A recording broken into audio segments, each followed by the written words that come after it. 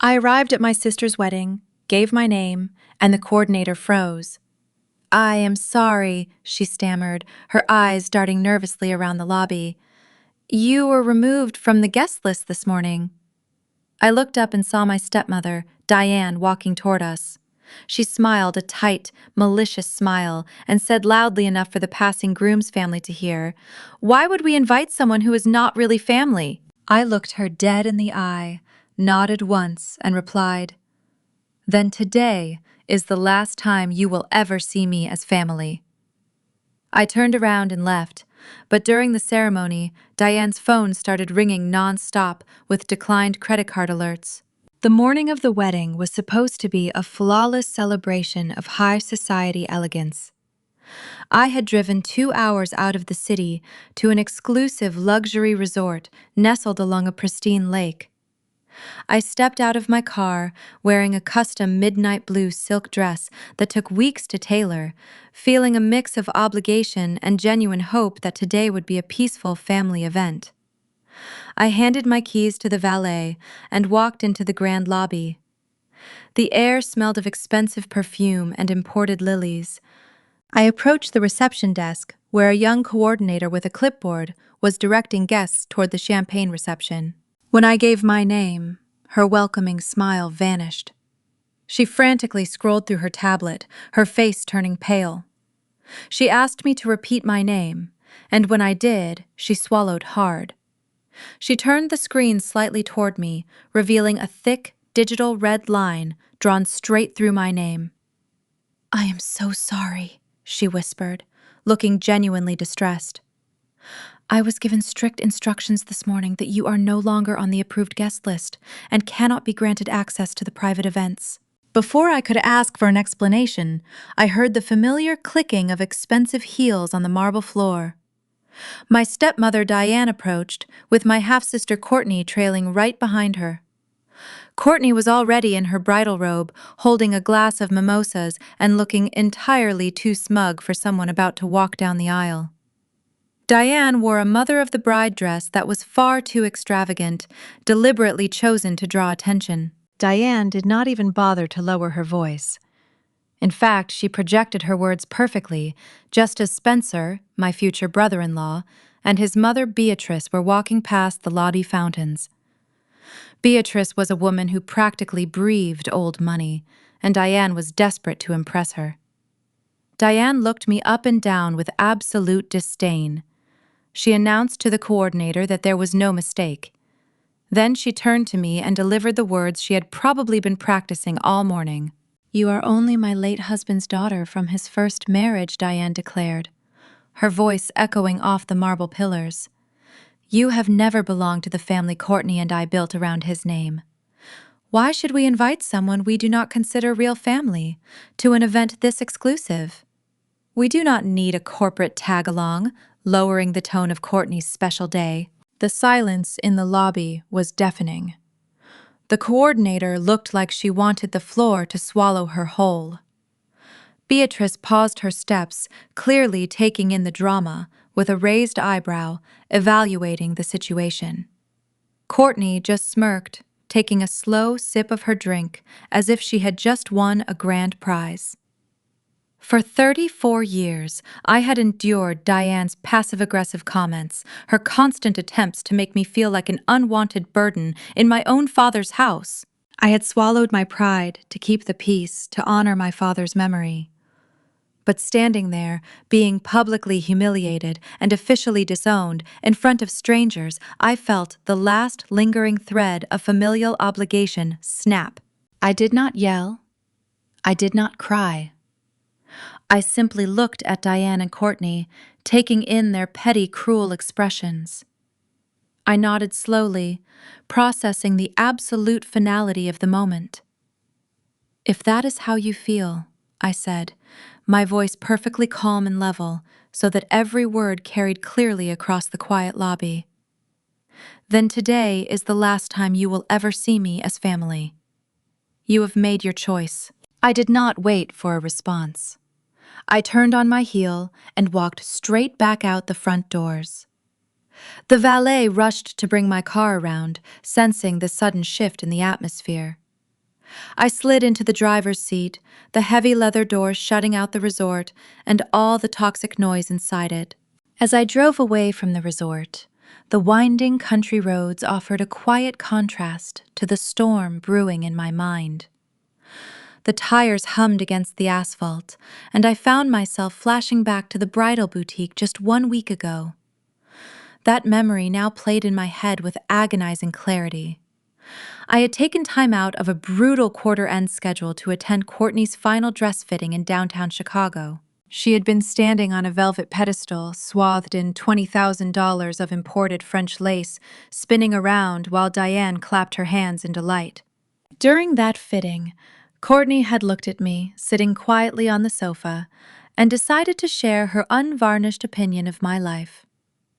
She had practically sneered while adjusting her veil, telling me that my career in private equity made me look like a corporate groupie, always chasing after businessmen in boardrooms.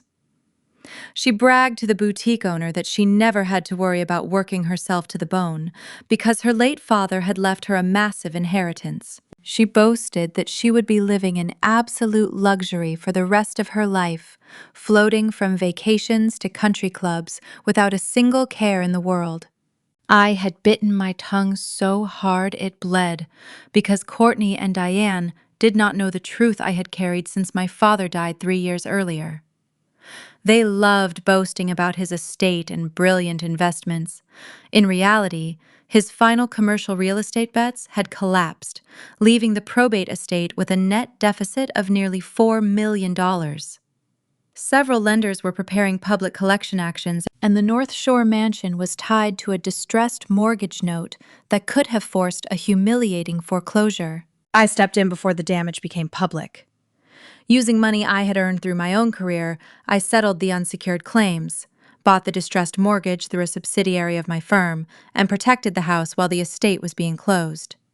Then, I created a revocable discretionary support trust administered by an independent trustee. Diane and Courtney were deliberately kept blind to the source of the money. They had no vested right to future distributions, but the trustee could pay $30,000 a month, cover approved car leases, club dues, property expenses, and other luxuries I chose to support. They assumed the money came from my father's estate. I allowed the illusion because it preserved his reputation and kept their greed away from my business. My car's Bluetooth system chimed, interrupting the memory. My financial assistant was calling from the firm's monitoring desk. He told me Diane had just attempted another $50,000 charge through the corporate authorized black card. The resort vendor described it as a last-minute orchid upgrade and a premium champagne package. The authorization was still pending final settlement. They had thrown me out like trash, and less than 10 minutes later were trying to spend my money to impress the groom's family. The cold, analytical part of my mind took control.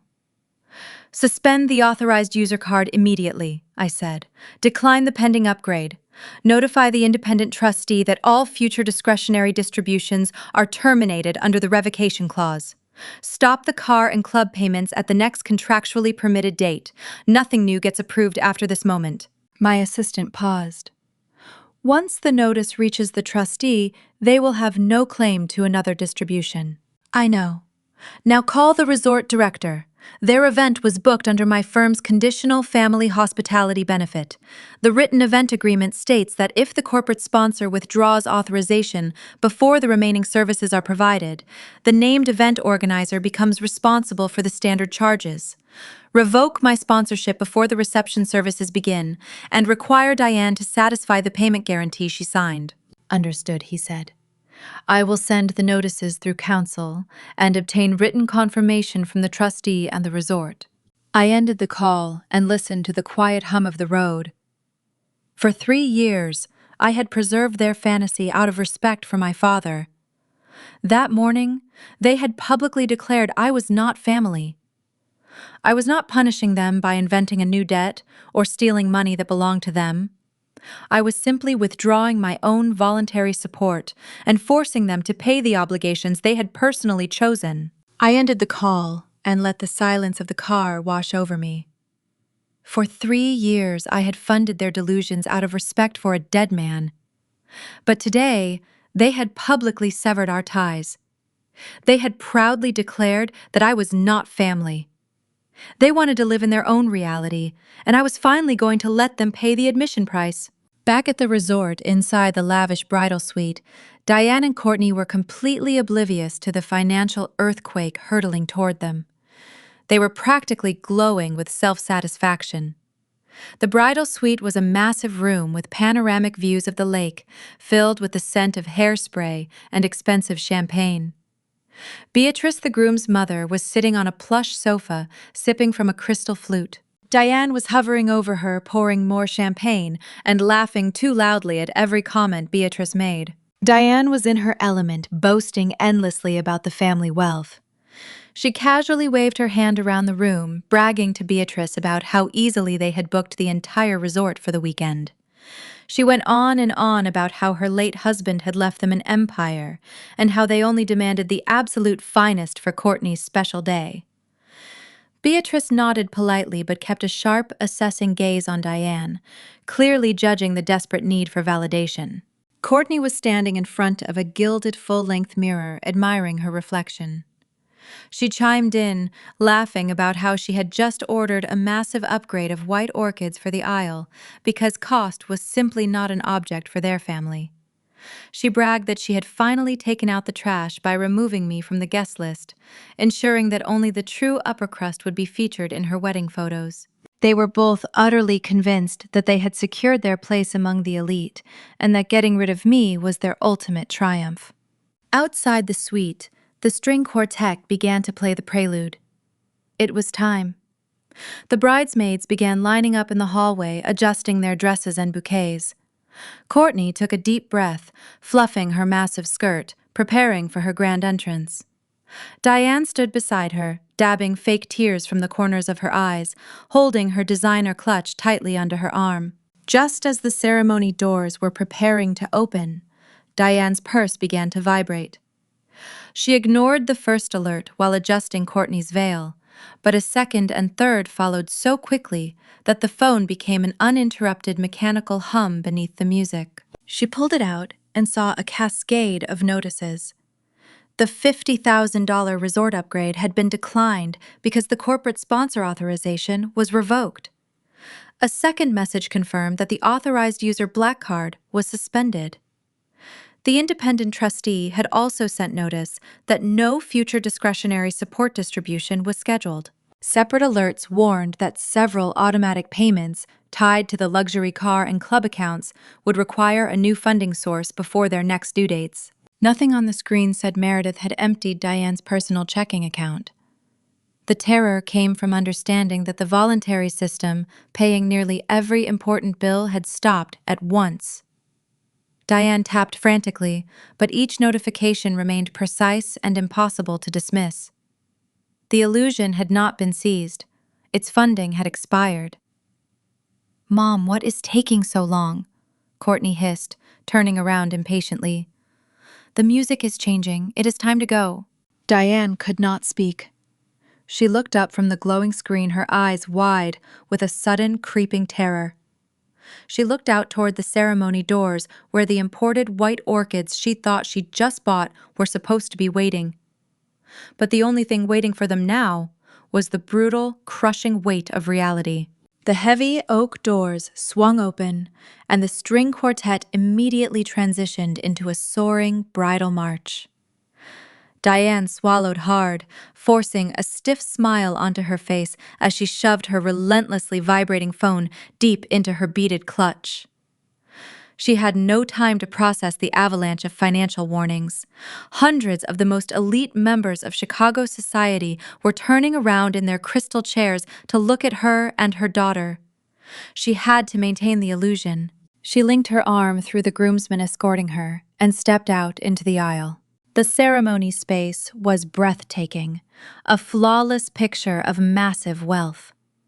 Pillars of imported white orchids lined the walkway, cascading down like waterfalls of pure luxury.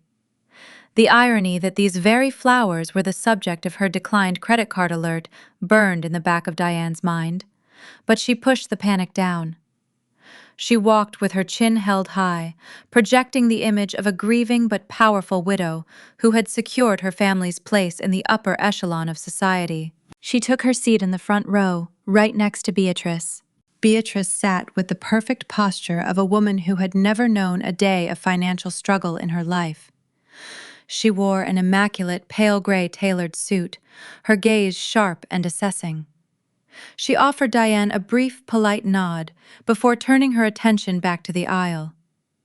Diane sat rigidly, her heart pounding against her ribs as she clutched her purse. She tried to focus on Courtney, who was now gliding down the aisle, looking radiant in her $20,000 French lace gown. Spencer stood at the altar, looking handsome and completely captivated by the facade Courtney had built for him. The pastor stepped forward, opening his leather-bound book. He began with a warm, welcoming address, speaking eloquently about love, trust, and the joining of two powerful families. He talked about honesty and building a foundation on truth. Every word felt like a physical blow to Diane. Her purse was still vibrating against her leg, a silent, continuous reminder that the foundation of their entire life had just evaporated into thin air. As the pastor moved into the solemn vows, the vast hall grew incredibly quiet. You could hear a pin drop among the hundreds of wealthy guests. Spencer took Courtney's hands, gazing lovingly into her eyes. He began repeating the traditional vows, promising to stand by her, for richer or for poorer. Suddenly, a loud, obnoxious ringtone shattered the silence. The sound echoed sharply off the high, vaulted ceilings of the resort hall. Guests shifted in their seats, murmuring and glancing around to see who had committed such a horrific social faux pas. Diane froze in sheer terror. It was her phone. The ringing was muffled by the fabric of her clutch, but it was unmistakably loud. Beatrice turned her head slowly, glaring at Diane, with eyes that could freeze boiling water. A quiet reprimand slipped from her lips. Diane fumbled frantically with her purse, her hands shaking so violently she could barely operate the clasp. She dug her fingers inside, hitting the side of the phone to silence the ringer. She pulled her hand out, offering a tight, apologetic smile to Beatrice and the surrounding guests. Her face was flushed crimson. The pastor paused, clearing his throat politely before resuming his speech. Courtney glared down at her mother from the altar, her eyes flashing with pure, unfiltered rage. How dare her mother ruin the aesthetic of her perfect moment? Diane mouthed a silent apology, sinking lower into her chair, but the nightmare had not even begun. Less than 30 seconds later, another sharp chime cut through the hall. It came from the bridal party. The maid of honor jumped because Courtney's phone was vibrating inside the small silk pouch she had been asked to hold. Courtney hissed for her to silence it. In her panic, the maid of honor unlocked the phone with the face scan Courtney had enabled before walking down the aisle and accidentally opened a secure voice notification from the private wealth office. The message played through the phone's speaker at full volume. This is a service notice regarding the corporate authorized user card ending in 4172, the recorded voice announced. Sponsorship authorization has been withdrawn. The pending transaction has not been approved, and the next discretionary support distribution has been canceled by the Trust's authorized settlor under the governing agreement. This notice does not determine the status of any personal account. Please contact the trustee using your secure access code for further information. The maid of honor gasped and dropped the phone onto the marble floor. The screen cracked, but the last sentence repeated before the message ended.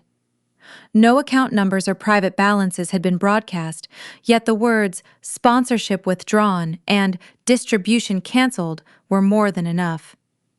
Every guest close to the altar had heard them, including Beatrice. The room went still. The string quartet froze with their bows suspended. Courtney stared at the damaged phone, while the meaning of the message settled across the ceremony like smoke. The silence that followed was heavy, suffocating, and absolute. No one moved. The string quartet sat completely frozen with their bows hovering over their instruments. The pastor stood with his mouth slightly open, staring at the dropped phone. A low murmur began to ripple through the back rows of the audience. The whisper spread like wildfire among the elite guests. Bankrupt, frozen accounts, delinquent debt. The words hissed through the crowd as the socialites of Chicago began to piece the puzzle together. Courtney stood at the altar, her face completely drained of blood. She looked like she was going to be physically sick. The smug, triumphant expression she had worn while walking down the aisle had vanished entirely, replaced by a look of sheer primal terror. She stared at Spencer, waiting for him to say something, to brush it off as a prank or a mistake. But Spencer was not looking at her with love anymore. He was looking at her with profound confusion and a growing sense of alarm. He slowly let go of her hands, taking a half step back. In the front row, Beatrice sat perfectly still, but her mind was calculating at lightning speed. The matriarch of the Spencer family did not miss a single detail. She turned her head slowly to look at Diane. Diane was gripping the armrests of her crystal chair, hyperventilating her carefully applied makeup, unable to hide the sheer panic radiating from her pores. "Is there something you need to share with us?" Diane Beatrice asked, her voice deadly quiet, but carrying enough weight to make the people in the second row flinch. "You assured me this entire resort was paid for through your late husband's vast estate. Yet, it sounds very much like you do not even have the funds to cover your own phone bill." Diane opened her mouth, but no explanation came. She tried to blame a technical error, then identity theft, then the resort's accounting system. None of the stories survived the terror on her face.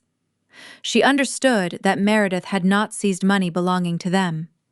Meredith had withdrawn the corporate sponsorship and future support they had mistaken for an inheritance. Courtney reached for Spencer's hand. "Spencer, please," she whispered. "This is a banking mistake. My father left me millions. The trust office will fix it." Spencer looked at the cracked phone and then at Beatrice.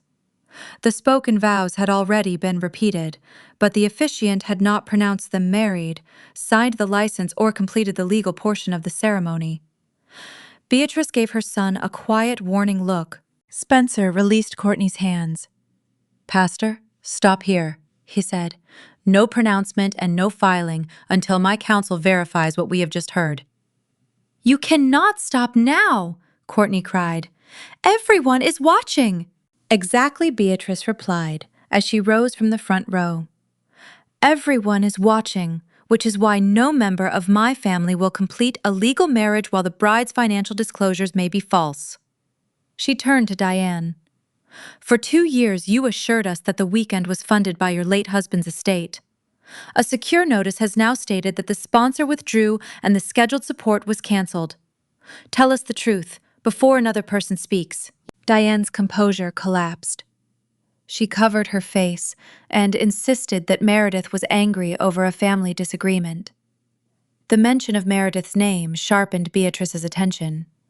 "Meredith," Beatrice repeated, "the managing partner you removed from the guest list this morning because she was supposedly beneath you." Courtney looked toward the doors, as though Meredith might return and rescue the scene. "Mom, call her! Make her reverse it!" Beatrice gave a short, humorless laugh. "The woman you called a corporate tag-along appears to be the corporate sponsor keeping this entire performance alive. That is not a minor misunderstanding. That is a material fact you concealed from my son." Spencer's face had gone cold, but he did not announce a breakup in the middle of the ceremony. He understood that anger was not a substitute for evidence.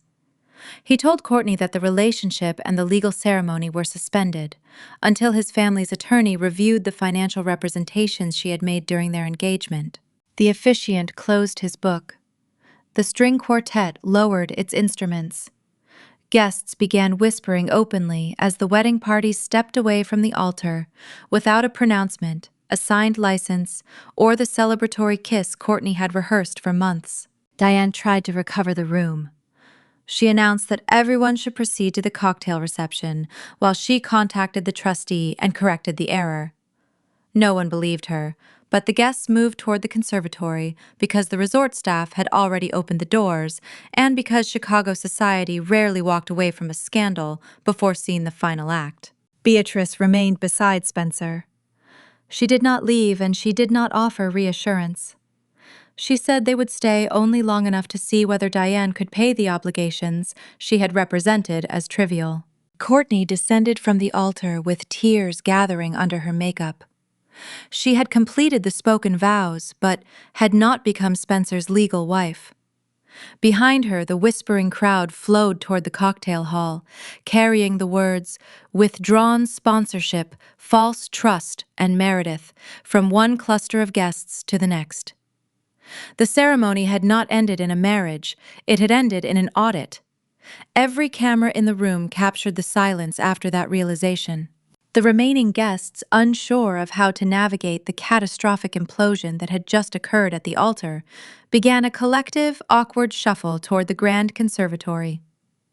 This was where the lavish cocktail hour was scheduled to take place. The whispers among the Chicago elite were deafening. People held their hands over their mouths, pointing and gossiping with unrestrained glee as they moved through the corridor. The perfectly orchestrated illusion of immense wealth had shattered, leaving behind nothing but a chaotic feeding frenzy for the high society rumor mill. Diane forced herself to stand up from the front pew. Her legs felt like lead, but the sheer instinct of social preservation kicked in. She grabbed Courtney by the wrist, hauling the weeping bride up from the cold marble floor. "Stop crying," Diane hissed, her voice shaking with desperate, frantic authority. "We hold our heads high. We will fix this. We just need to speak to the resort management and clear up this ridiculous bank error." Courtney sniffled loudly, her expensive mascara ruined and running down her cheeks in dark streaks. She dragged her heavy French lace train behind her as Diane pulled her toward the conservatory. Diane was hoping against hope to intercept Beatrice and Spencer to perform some kind of damage control before the groom's family completely walked out the door. Beatrice and Spencer had not left the property just yet.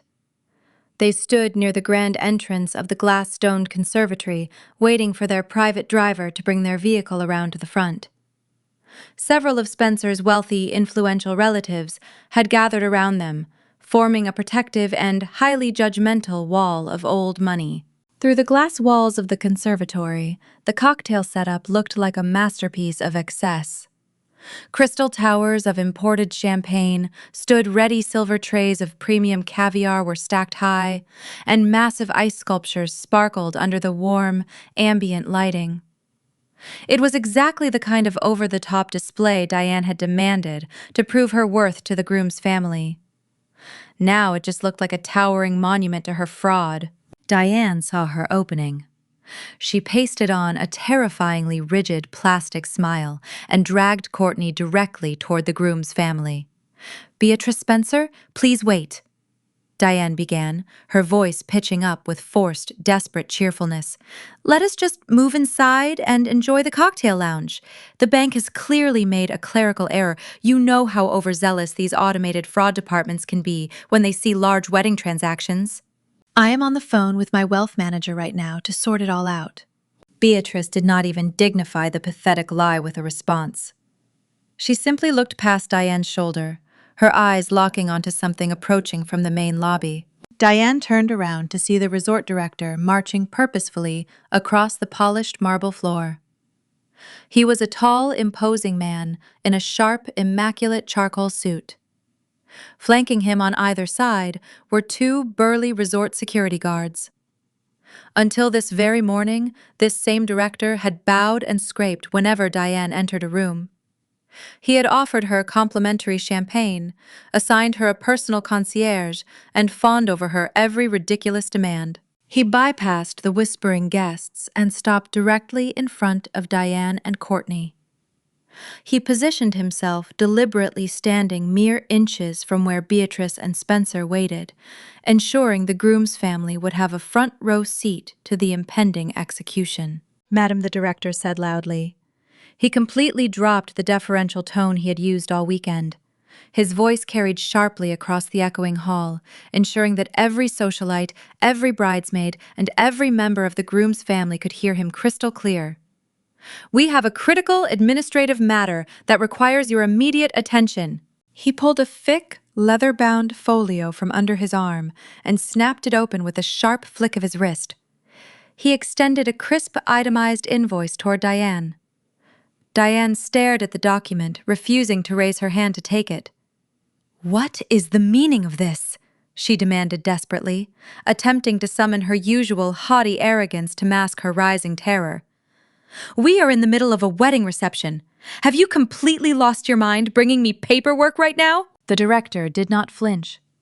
His gaze remained entirely flat. "This is the final invoice for the weekend's events. It includes the bridal suite, the imported white orchids you demanded this morning, the premium catering, and the luxury accommodations for your 50 personal guests. The total comes to exactly $250,000. "Are you new here?" Diane snapped, practically shoving the heavy invoice back into his chest. "I do not pay for anything at this resort. Every single expense is fully covered under the corporate complimentary package. My family owns the hospitality group that manages this property.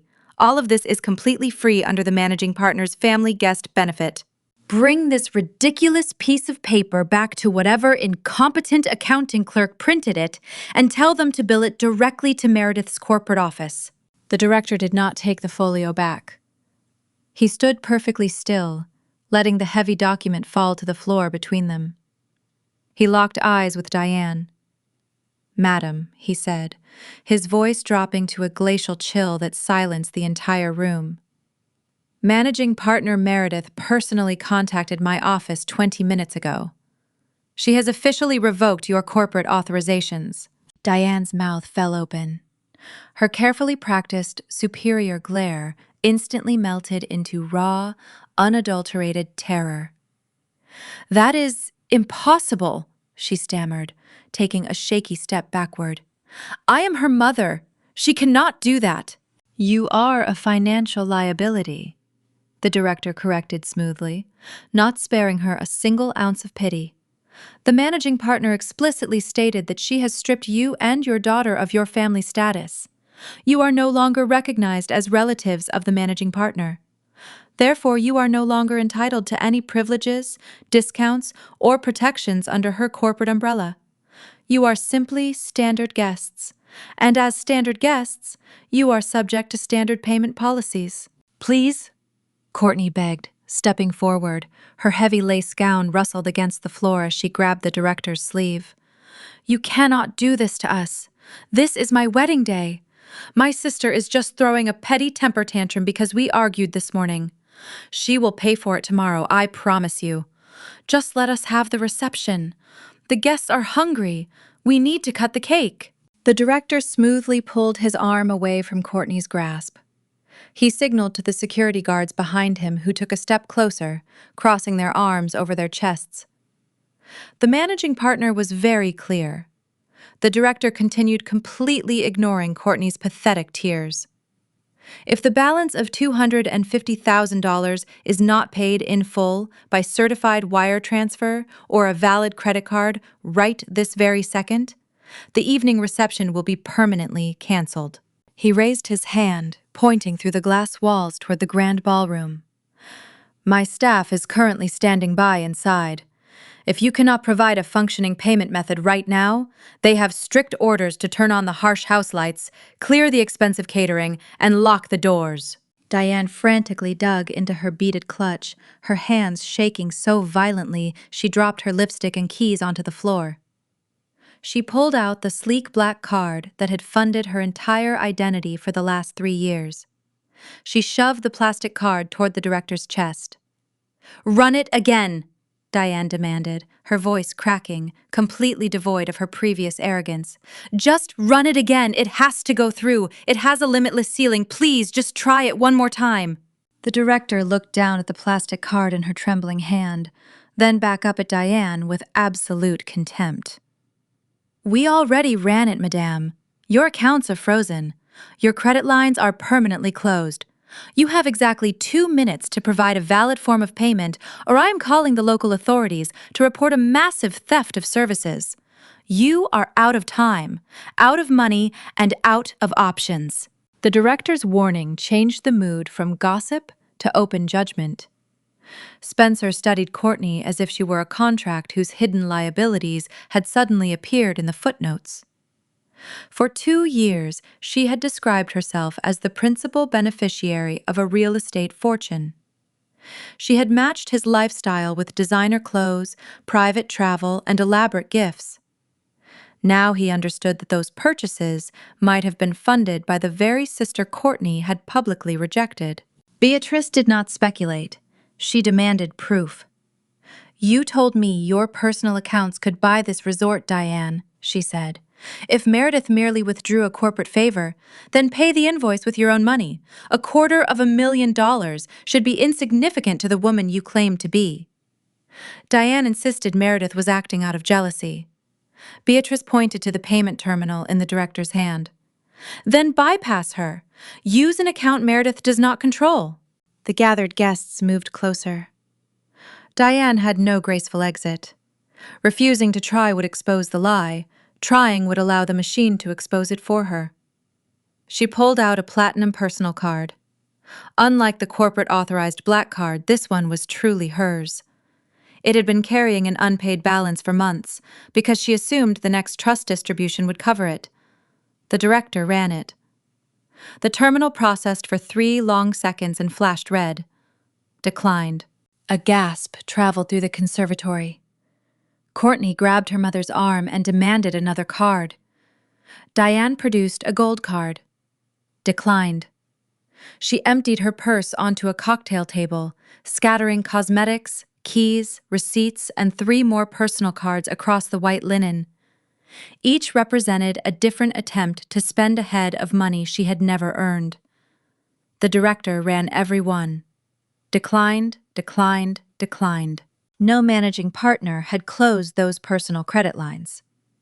They failed because Diane had maxed them out and missed payments, and relied on a future discretionary distribution that would never arrive. The distinction made the humiliation worse. Meredith had not fabricated Diane's insolvency. She had merely stopped hiding it. The guests who remained did not offer comfort. Several had personally heard Diane describe the weekend as fully prepaid. One country club acquaintance quietly photographed the red terminal screen before turning away. Another asked the director whether vendors had been guaranteed, making it clear that the scandal was already moving beyond family gossip into questions about unpaid obligations. Courtney tried to blame the resort, but the director opened the event folio and showed her signature beneath the sponsor withdrawal clause. She had initialed the page herself during planning because she believed the corporate family benefit could never disappear. The document stated that unused services could be canceled and that the named organizer remained liable for approved charges if sponsorship ended. Courtney stared at her own initials, as though someone else had written them.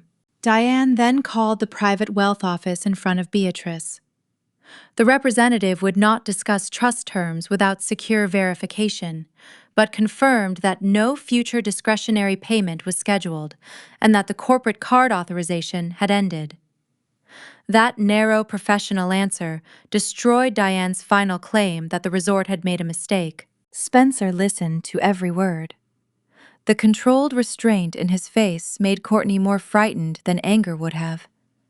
He asked whether she had ever read the financial statements she gave his counsel. Courtney admitted that Diane had prepared them and that she had signed without checking. Beatrice replied that careless dishonesty was still dishonesty when a marriage and 2 family reputations were involved. The director placed the final card beside the others.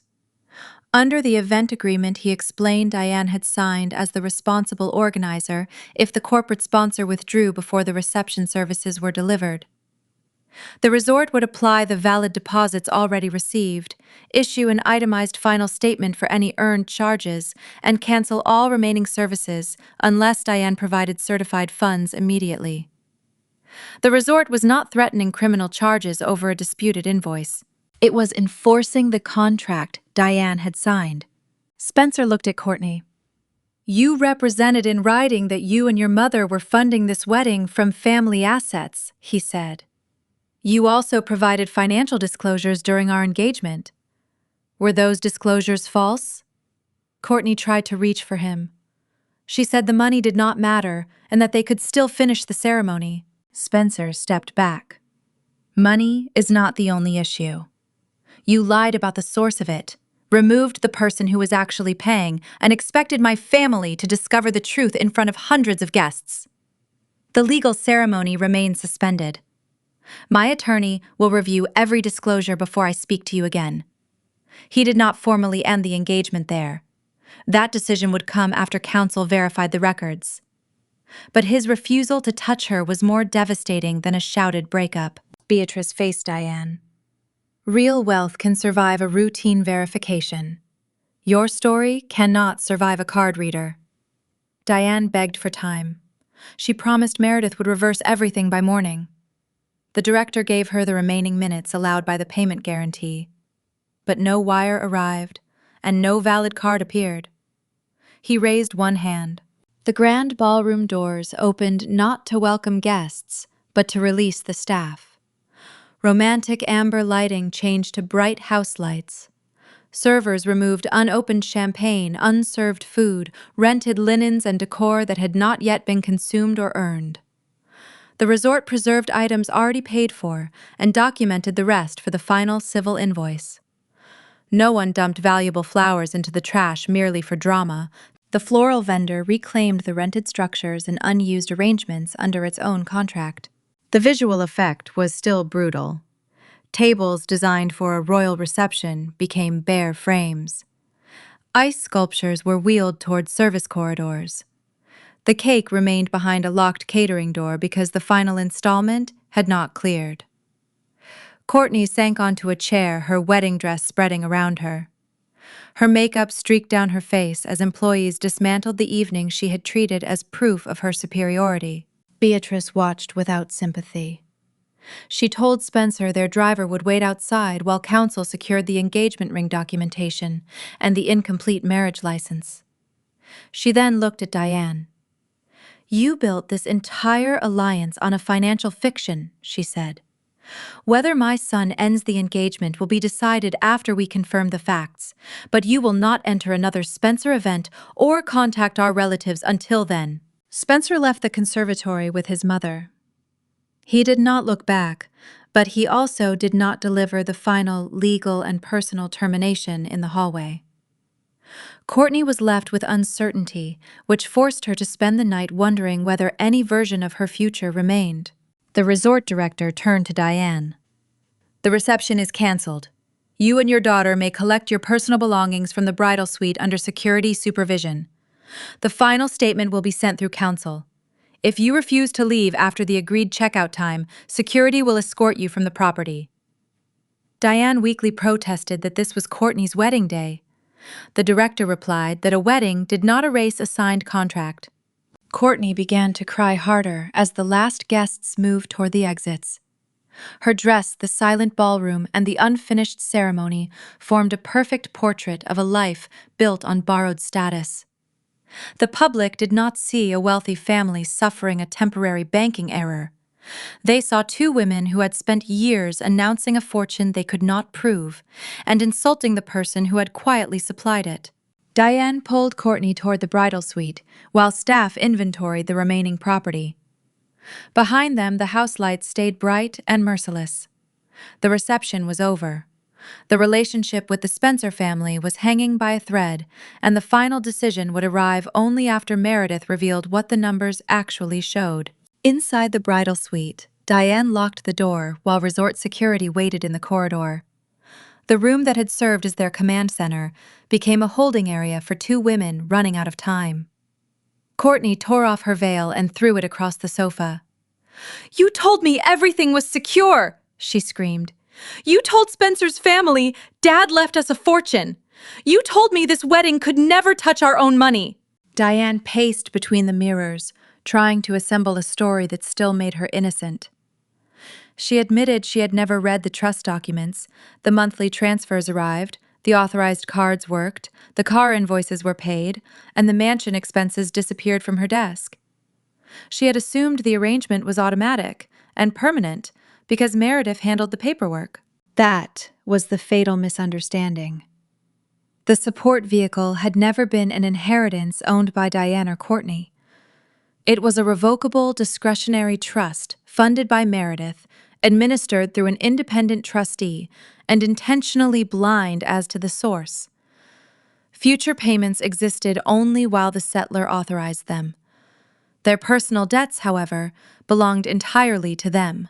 For 3 years, they had accepted the benefits without asking what legal rights supported them. They had treated Meredith like a disposable outsider, mocked her career, and then removed her from the wedding while still using a corporate benefit tied to her position. By declaring her unrelated, they had severed the only relationship keeping the voluntary support alive. Outside the locked door, a security supervisor announced the remaining checkout time and explained that staff would escort them while they collected personal property. The final invoice would be handled through civil collection, not erased by tiers or social rank. Courtney heard carts moving in the corridor and realized the resort was continuing without her permission. She looked at the dress that had cost more than most people earned in months and asked how they would even get home if the corporate driver and vehicle account were suspended. Diane had no answer. Her own cards had failed, and the people she called friends had already left through the front entrance. For the first time, both women understood the difference between appearing wealthy and controlling wealth. They had possessed access, not ownership. Permission, not entitlement. Meredith had not taken their property. She had stopped lending them hers. "We have to call her," Courtney said. "Tell her it was a misunderstanding. Promise anything." The mansion, carrying costs, the vehicles, the club fees, all of it, depends on that arrangement. If she does not restore it, we have income for none of it. Diane grabbed her phone. She no longer demanded that Meredith answer as a subordinate. She dialed like a debtor, calling the only creditor who might still grant mercy. Miles away from the resort, the atmosphere could not have been more different. Meredith stood in the center of her massive $8 million penthouse, perfectly calm, perfectly composed. The floor-to-ceiling windows offered an unobstructed, breathtaking view of the glittering Chicago skyline. The city stretched out below her like a glowing ocean of light, a visual representation of the empire she had built with her own 2 hands. She had taken off the custom midnight blue silk dress and was now wearing a simple, luxurious cashmere robe. She held a crystal glass of aged red wine, and her bare feet stepping softly across the heated hardwood floors. The penthouse was completely silent, wrapped in the kind of absolute peace that only comes from true, unassailable financial security. There was no chaos here. There were no fake socialites, no desperate lies, and no parasitic relatives demanding access to her hard-earned wealth. She walked over to her sleek marble kitchen island, where her personal cell phone rested, next to a smart home control panel. The screen lit up, breaking the dim ambient lighting of the room. The caller ID displayed Diane's name in bold white letters. She reached out and pressed a button on the smart home console, routing her incoming phone calls directly through the high-fidelity surround sound speakers integrated into the penthouse ceilings. She did not tap the green accept button. Instead, she let the phone continue to ring, watching the digital interface pulse with Diane's desperate attempts to reach her. Back in the resort bridal suite, Diane paced faster, her breath hitching in her throat as she listened to the ringing tone. "Pick up, pick up, pick up," she chanted under her breath, her knuckles turning white from gripping the phone so tightly. Courtney sat up on the sofa, watching her mother with wide, terrified eyes. Finally, the ringing stopped. The line clicked open. Meredith Diane cried out, her voice cracking, with a pathetic, desperate pitch she had never used in her entire life. Meredith, please listen to me. There has been a terrible misunderstanding. The resort director is threatening to call the police. Spencer left. Courtney is devastated. We need you to unfreeze the accounts right this second. I am so sorry about the guest list this morning. It was just a miscommunication. Please, you have to help us. We are family. Diane stopped speaking, gasping for air, waiting for Meredith's calm, professional voice to respond. She waited for the familiar safety net to catch her, just as it always had. Instead, a smooth, automated voice echoed back through the line, cold and utterly detached. Welcome to the executive offices of Apex Private Equity. Diane froze, the blood draining entirely from her face. The automated recording continued broadcasting crisp and clear into the chaotic bridal suite. Currently, our managing partner is unavailable. Please be advised that all corporate complimentary packages and family status privileges have been permanently revoked. If you are a non-family partner requiring assistance, please leave a message after the tone. A sharp electronic beep pierced the line. Meredith? Are you there? Diane's voice echoed through the penthouse speakers, shrill and dripping with panic. I know you are listening. You cannot do this to us. You cannot just leave us here with nothing. How are we supposed to pay the resort? How are we supposed to get home? We do not even have money for a taxi. Please, Meredith, I am begging you. Turn the black card back on. I promise we will treat you better. I promise we will make it right. There was a scuffling sound on the line, followed by Courtney's hysterical sobbing as she apparently ripped the phone out of her mother's hand. Meredith Courtney screamed into the receiver, her voice breaking into an ugly, desperate wail. Spencer left me. He is gone. His mother hates us. The hotel security is banging on the door right now. They are going to arrest us, Meredith. Please, you have to fix this. You are my sister. You have to pay them. I will do anything you want. Just please do not let them throw me in jail in my wedding dress. The sound of heavy fists pounding against the mahogany doors of the bridal suite could be heard clearly through the voicemail recording. Resort security had arrived. Their 10 minutes were up. Open the door, madam, a muffled, stern voice demanded in the background of the call.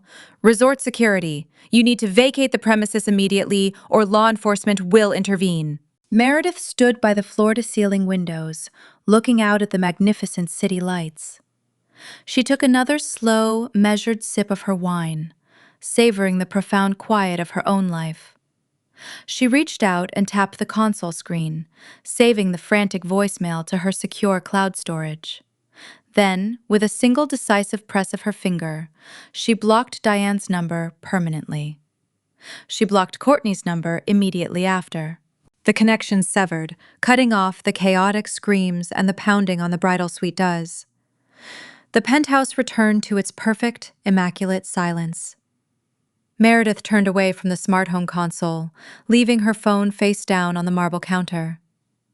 She had spent 3 years paying for their illusions, but tonight she had finally given them the only thing they actually deserved. A harsh, uncompromising dose of reality. The next morning, cold sunlight spread across the floor of Meredith's penthouse. She sat at her desk with coffee beside a leather binder containing the probate records she had hidden for 3 years. The public remembered her father as a respected real estate operator who died with a valuable portfolio. The probate file showed something else. His failed ventures, personal guarantees, unpaid taxes, and distressed mortgage obligations left the estate with a net deficit of roughly $4 million. The North Shore mansion was not debt-free. Its mortgage note was already being marketed to distressed buyers when he died. Meredith had protected his name without pretending the debts did not exist. She used her own post-tax money to settle several unsecured creditors. Through a subsidiary of Apex Private Equity, she purchased the mansion's distressed note and later obtained title through the estate's court-supervised resolution.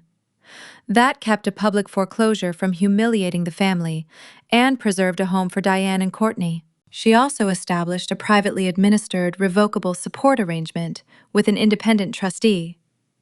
Diane and Courtney were kept blind to the source of the funding, but the governing agreement was clear they were not owners of a fixed inheritance, future distributions were not guaranteed, and Meredith retained the right to revoke her own support.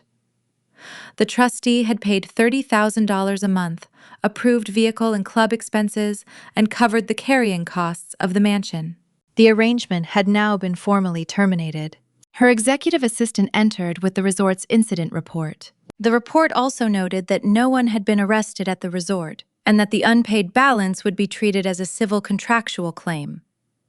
The resort retained luggage only long enough to inventory disputed items and arrange supervised pickup.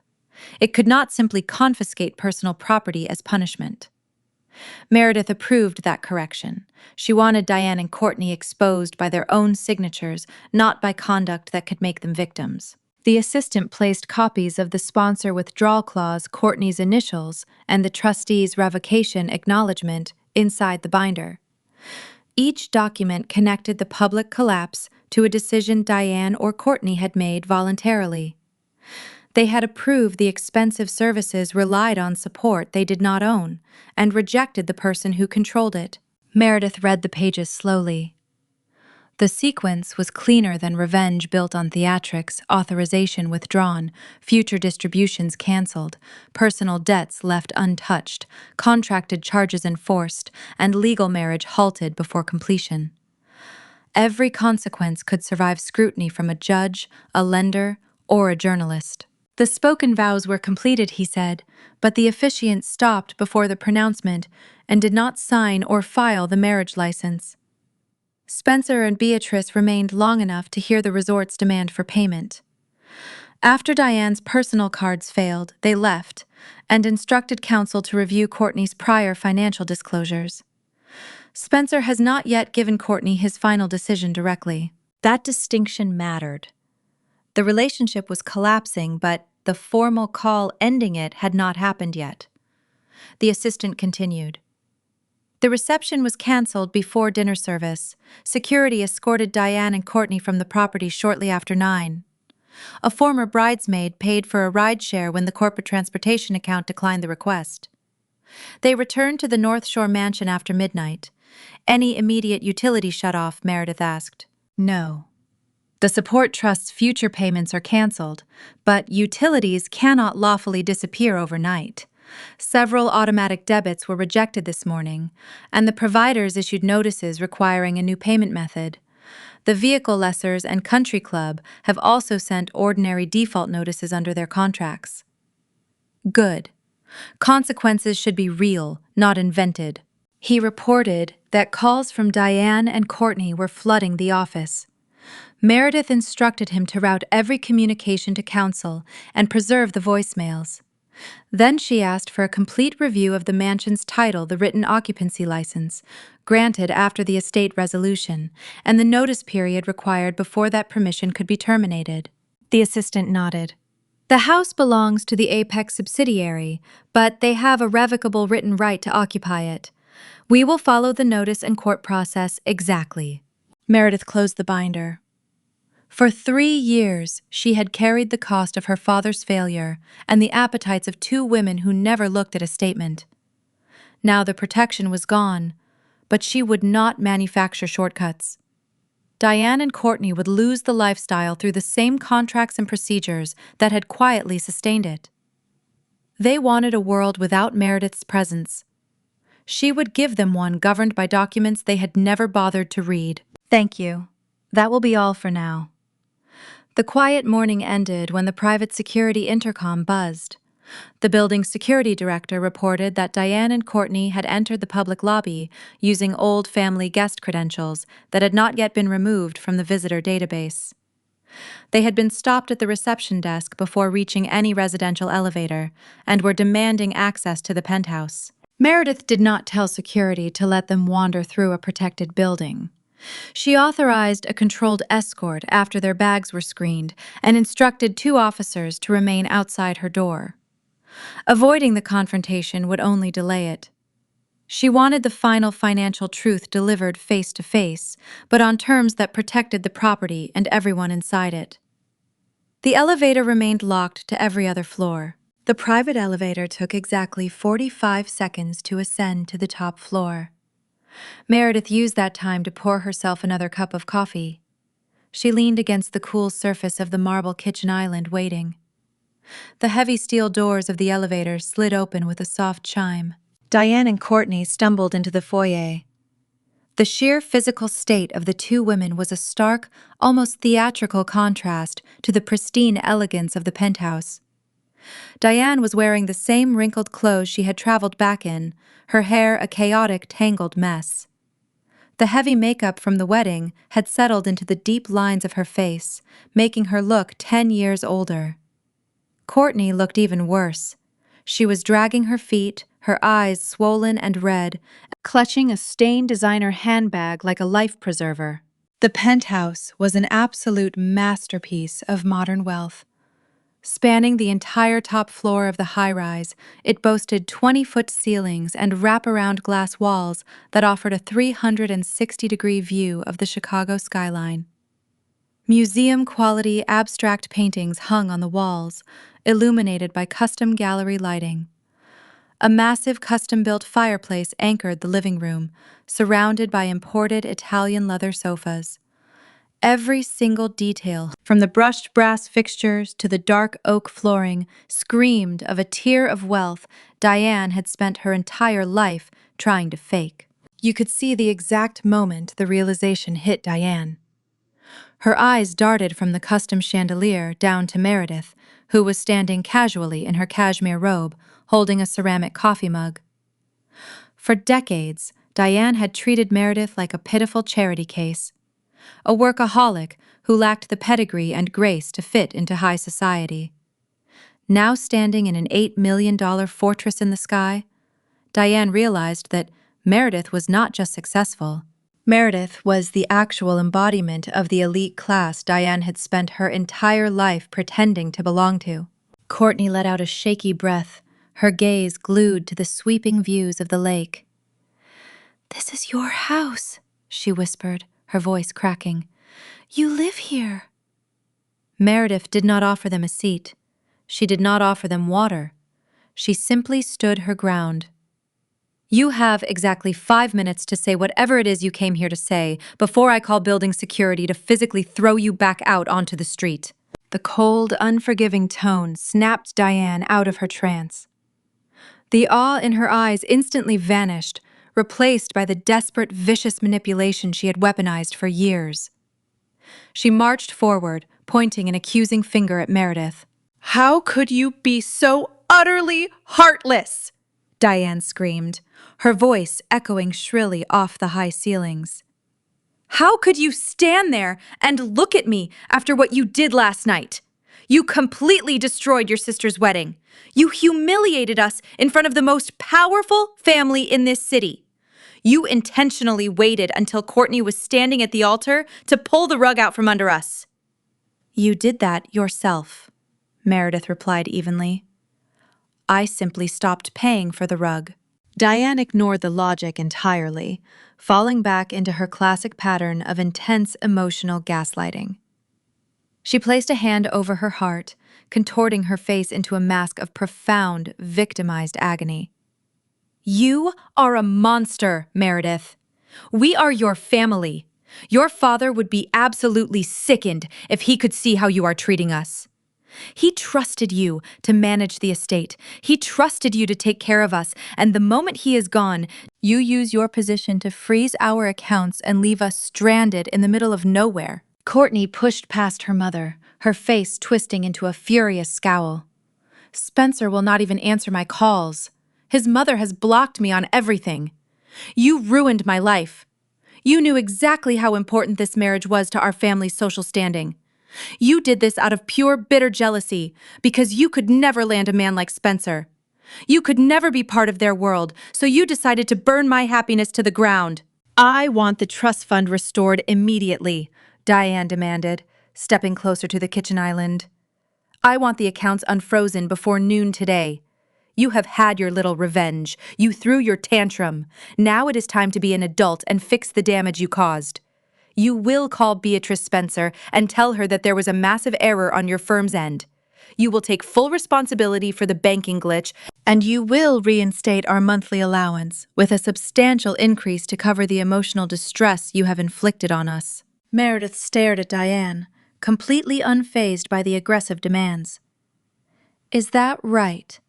"Yes," Diane snapped, slamming her hand down on the marble countertop. "Because unlike you, Courtney and I actually have a reputation to maintain in this city. We have obligations. We cannot afford to have our names dragged through the mud because of your petty corporate games. You owe us that money. Your father left that money to us. It is our legal right." Courtney crossed her arms, nodding vigorously. "And you are going to pay to reschedule the entire wedding.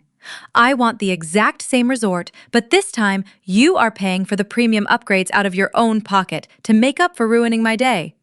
You owe me a wedding, Mediterranean." Diane softened her voice, trying a different angle. She attempted to look maternal, a grotesque imitation of a loving parent. "Meredith, listen to me. I know we have had our differences. I know yesterday morning at the lobby was tense. But family fights. That is what families do. At the end of the day, we still have to support each other. You have clearly done very well for yourself." She gestured broadly around the penthouse. "You have more than enough to go around. Do not let your pride destroy your only remaining family. Just turn the trust back on and we can put this entire ugly episode behind us." Meredith placed her coffee mug down on the counter. The ceramic clinked sharply against the marble. "You are right about one thing," Meredith said, her voice dropping to a deadly quiet register. "I have done very well for myself. But you are entirely wrong about where that money came from, and you are spectacularly wrong about what my father left you." Meredith reached across the counter and picked up the thick leather binder she had been reviewing all morning. She held it in her hands, feeling the weight of the financial truth they had avoided for 3 years. Diane frowned, her maternal act dropping instantly as she eyed the binder. "What is that? What are you talking about?" Meredith did not waste another breath on useless arguments. She did not raise her voice or engage in their frantic emotional theater. Instead, she walked over to the center of the living room and dropped the heavy leather binder directly onto the surface of the custom glass coffee table. The heavy thud echoed sharply through the penthouse, commanding absolute attention. "I am talking about the greatest fiction ever sold to Chicago high society," Meredith said, her voice dropping to a register of terrifying calm. "I am talking about the grand illusion you have based your entire, arrogant identity upon." Diane stared at the binder as if it contained a threat. She refused to touch it and insisted her late husband had left an empire. "He left an estate with a $4 million net deficit," Meredith said. "Open the binder and read the probate inventory, the lender notices, the personal guarantees, and the mortgage documents tied to the mansion where you live." Courtney laughed, but the sound was brittle. "If Dad died broke, how did $30,000 arrive every month? How did we pay for cars, clubs, clothes, and this wedding?" "Because I authorized it." The answer stopped them both. Meredith opened the binder herself. The first section showed the estate's assets and liabilities.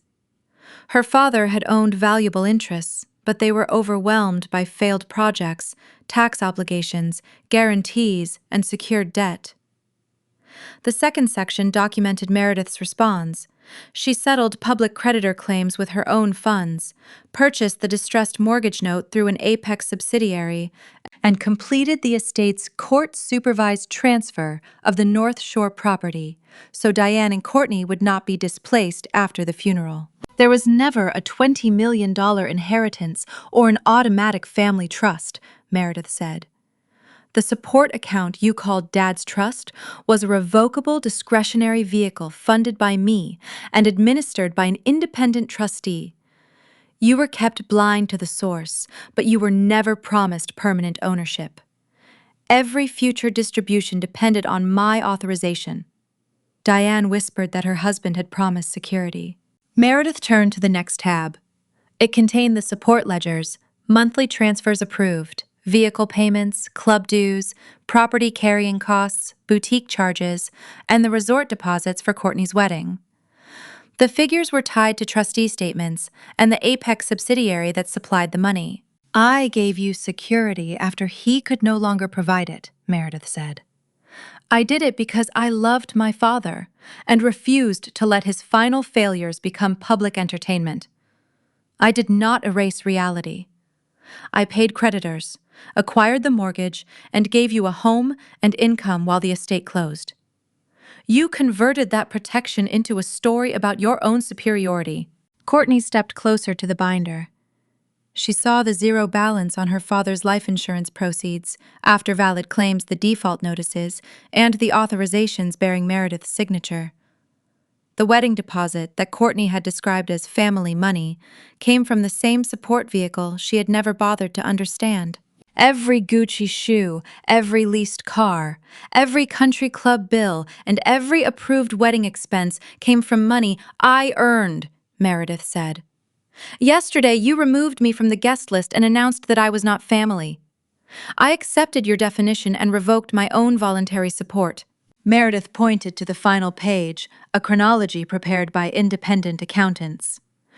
It showed the date each creditor was paid, the date the mortgage note was assigned, the date the support trust began, and the exact notice terminating future distributions.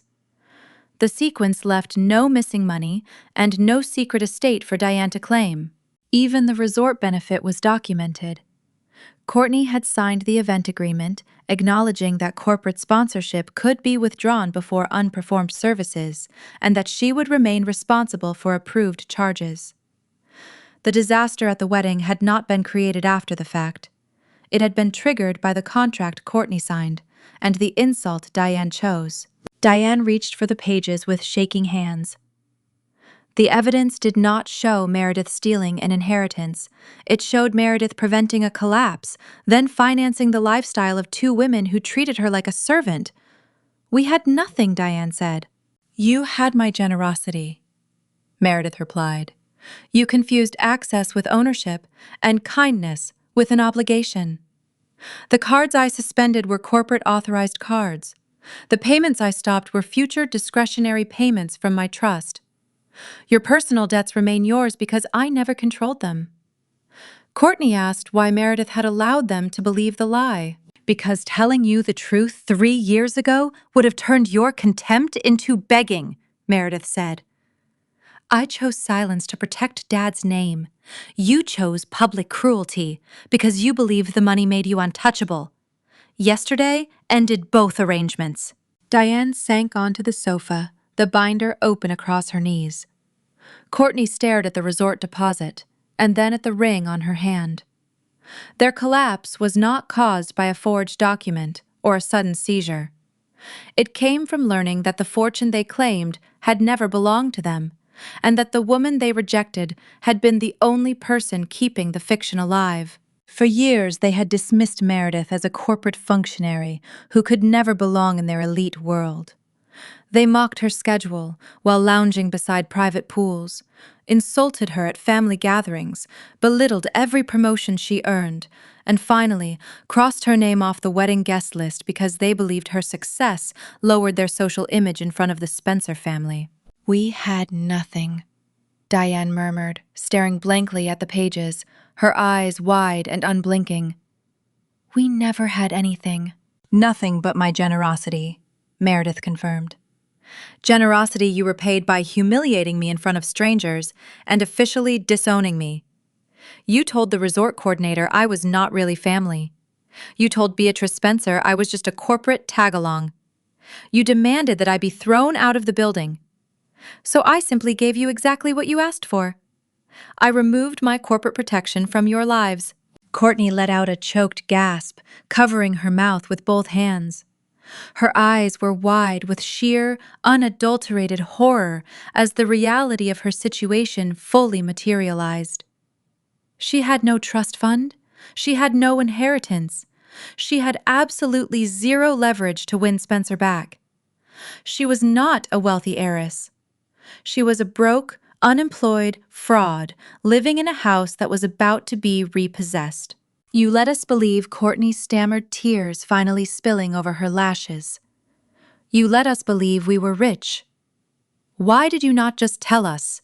Because if I had told you the truth, you would have spent the last 3 years begging me for handouts instead of pretending you were better than me, Meredith replied coldly. And frankly, letting you believe my father's ghost was paying the bills was easier than dealing with your endless greed. But you forced my hand yesterday. You wanted to sever ties. I merely obliged. Diane collapsed onto the edge of the Italian leather sofa, her legs completely giving out beneath her. The heavy, wrinkled fabric of her travel clothes pooled around her. She stared down at the thick stack of bank documents, her mind unable to process the absolute totality of her ruin. There were no arguments left to make. There were no gaslighting tactics that could erase the certified bank statements staring back at her from the glass table. The suffocating silence of the penthouse was abruptly shattered by a sharp, trilling sound. The noise emanated from the depths of Courtney's stained designer handbag resting on the marble floor. Courtney jumped as if she had been physically struck. She scrambled to her hands and knees, digging frantically through the purse. Her manicured fingers finally closed around her phone. She pulled it out and stared at the glowing screen. The caller ID displayed Spencer's name. A sudden wave of desperate, delusional hope washed over Courtney's tear-streaked face. She looked up at her mother, her eyes wide and shining with a frantic energy. "It is him!" Courtney gasped, her voice trembling. "It is Spencer! I knew he would call. I knew he would not just leave me like that. He loves me, Mom. We can still fix this. If I just explain everything to him, he will understand. We can elope." She moved to swipe the green accept button and pressed the phone to her ear. "Stop," Meredith commanded, her voice cracking like a whip across the vast living room. Courtney froze, her thumb hovering over the screen. "If you want to take that call in my home, you will put it on speaker," Meredith instructed, crossing her arms over her cashmere robe. "I want to hear exactly what the charming groom has to say. Put the phone on the glass table." Courtney hesitated, looking to Diane for support, but her mother was still paralyzed by the reality of the bank documents spread out before her. With a shaky breath, Courtney tapped the speakerphone icon and gently set the device down on the coffee table, right next to the damning financial records. "Spencer," Courtney cried out, leaning over the table. "Spencer, please tell me you are there. I am so sorry about last night. The resort director was completely out of line. It was just a massive misunderstanding with my sister. Please tell me where you are. I can come to you right now." There was a short silence on the line. When Spencer spoke, the warmth he had shown at the altar was gone. "Courtney, stop talking until I finish." She obeyed. "I am with my mother and our family council," he said. The legal ceremony was suspended before the officiant pronounced us married or filed the license. Since leaving the resort, council has reviewed the financial disclosure packet you signed during our prenuptial discussions. The statements you voluntarily provided, and the public lien and court records connected to your name. No one secretly pulled a private credit report without permission. We examined the documents you gave us and discovered they were materially false. Courtney gripped the edge of the table. She insisted she believed the trust existed. "The packet says you personally verified the assets," Spencer replied. "It lists an 8-figure beneficial interest ownership of the vehicle you drive, and no material consumer debt. The records show no vested trust interest, no titled vehicle, and approximately $75,000 in delinquent personal card balances. Whether Diane prepared the packet or not, you signed it and used it to influence a marriage." Diane covered her face. Courtney began crying. That money should not matter. Money is not the only issue, Spencer said. Truth matters. You presented yourself as an equal partner while hiding debt and relying on support from the sister you publicly humiliated. You allowed my family to invite business associates and public figures to a ceremony built on representations you never verified. Spencer's counsel had also compared the disclosure packet with the resort agreement and the support trust notice.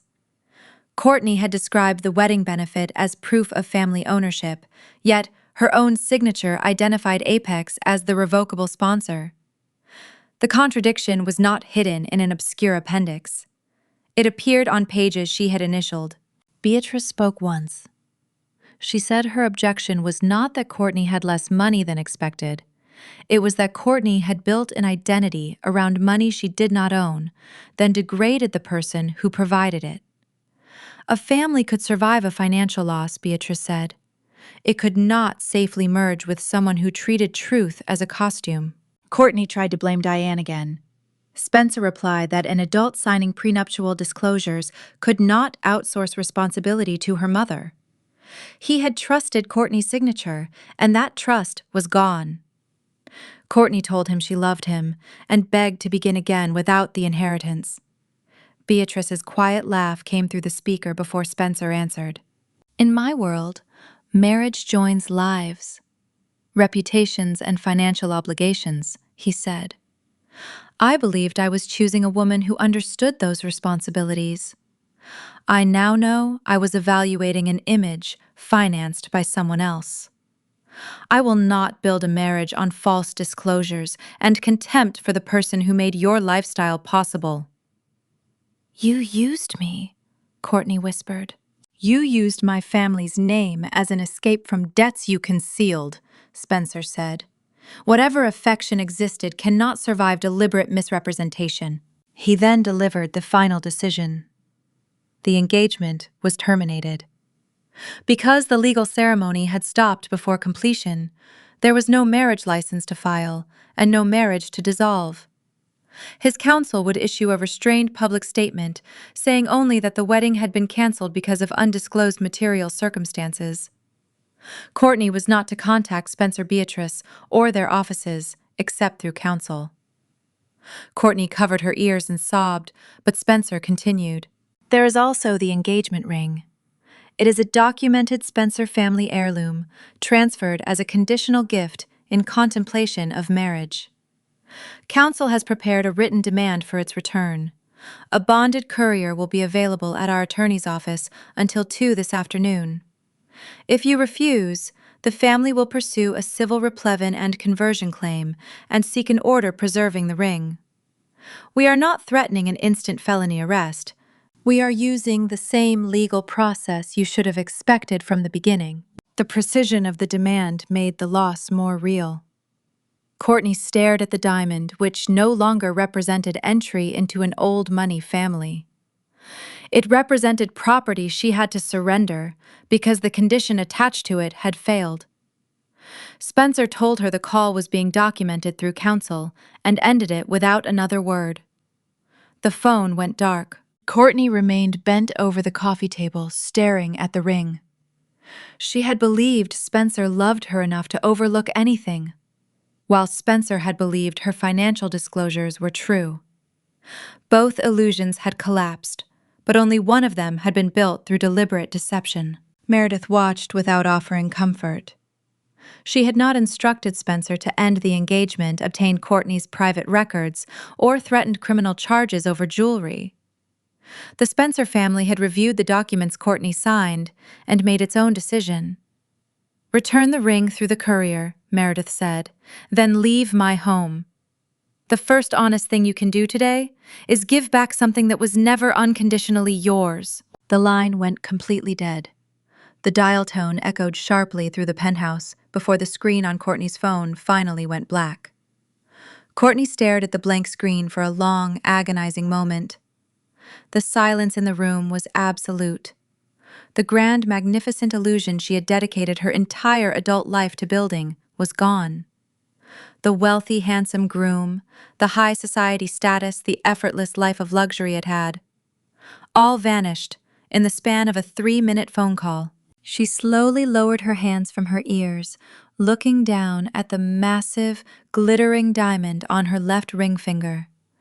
The stone caught the morning sunlight, pouring through Meredith's floor-to-ceiling windows, flashing brilliantly. It was the physical symbol of everything she had ever wanted, and now it was nothing but a stolen piece of property she had to surrender under the threat of a felony arrest. Courtney slowly slid off the edge of the glass coffee table and collapsed onto the hardwood floor. She pulled her knees tight against her chest, rocking back and forth as heavy, agonizing sobs tore through her throat. She cried for the loss of her fake wealth. She cried for the humiliating public rejection. But mostly she cried because she finally realized she possessed absolutely no inherent value of her own. Without the money Meredith had secretly provided, Courtney was entirely worthless to the people she had tried so desperately to impress. Meredith took a slow sip of her coffee, enjoying the rich, robust flavor. "You heard the man," Meredith said, her voice smooth and entirely indifferent to the weeping woman on her floor. "You have less than 4 hours to return that ring, Courtney. I highly suggest you and Diane get up, walk out of my home, and go figure out how to pay for a taxi downtown, because I am certainly not paying for your ride." 2 days passed in blissful, uninterrupted silence. The air in the penthouse felt lighter, as if a toxic, heavy fog had finally been ventilated from the rooms. Meredith spent the weekend catching up on sleep, reading financial reports, and enjoying the absolute peace that came with severing a 34-year-long parasite from her life. She did not check the news. She did not monitor the social media fallout of the canceled wedding. She simply let the world turn, without carrying Diane and Courtney on her shoulders. Then on Tuesday morning, her phone buzzed with an incoming text message. It was from Diane. The message was surprisingly brief, entirely lacking the usual arrogant demands or hysterical threats.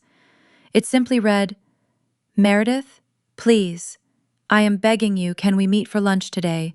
Just the two of us. I will go anywhere you choose. I just need 30 minutes of your time." Meredith stared at the screen. She knew exactly what this was. The initial shock had worn off, and the harsh, brutal reality of impending poverty had finally set in. The eviction notice was looming. The credit cards were dead. The luxury car leases were actively slipping into default. Diane had exhausted all her avenues for denial and was now attempting a desperate strategic pivot. She was preparing to play the victim card, hoping to squeeze one last drop of charity from the stepdaughter she had publicly disowned. Meredith replied with an address and a time. 1 o'clock. Do not be late. She deliberately chose a location that would serve as a severe psychological shock to a woman who had spent the last 3 years dining exclusively at Michelin-starred restaurants and private country clubs. It was a mid-tier chain diner in a busy, crowded suburban strip mall. It was loud, unapologetically ordinary, and smelled heavily of fried food and cheap bleach. It was the exact kind of establishment Diane had spent her entire life mocking. When Meredith arrived at exactly 1 o'clock, she spotted Diane sitting in a cracked vinyl booth near the back, near the swinging doors of the kitchen. The visual contrast was staggering. Diane was wearing a beige trench coat pulled tightly around her shoulders, as if she were trying to hide from the world.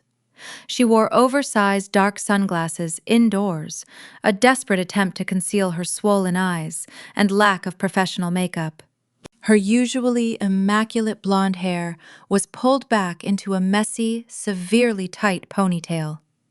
She looked small, defeated, and entirely out of place among the bustling families and tired office workers eating their lunch specials. Meredith slid into the booth opposite her, setting her structured leather tote on the table. She wore a perfectly tailored charcoal blazer, her posture impeccable, her expression cool and detached.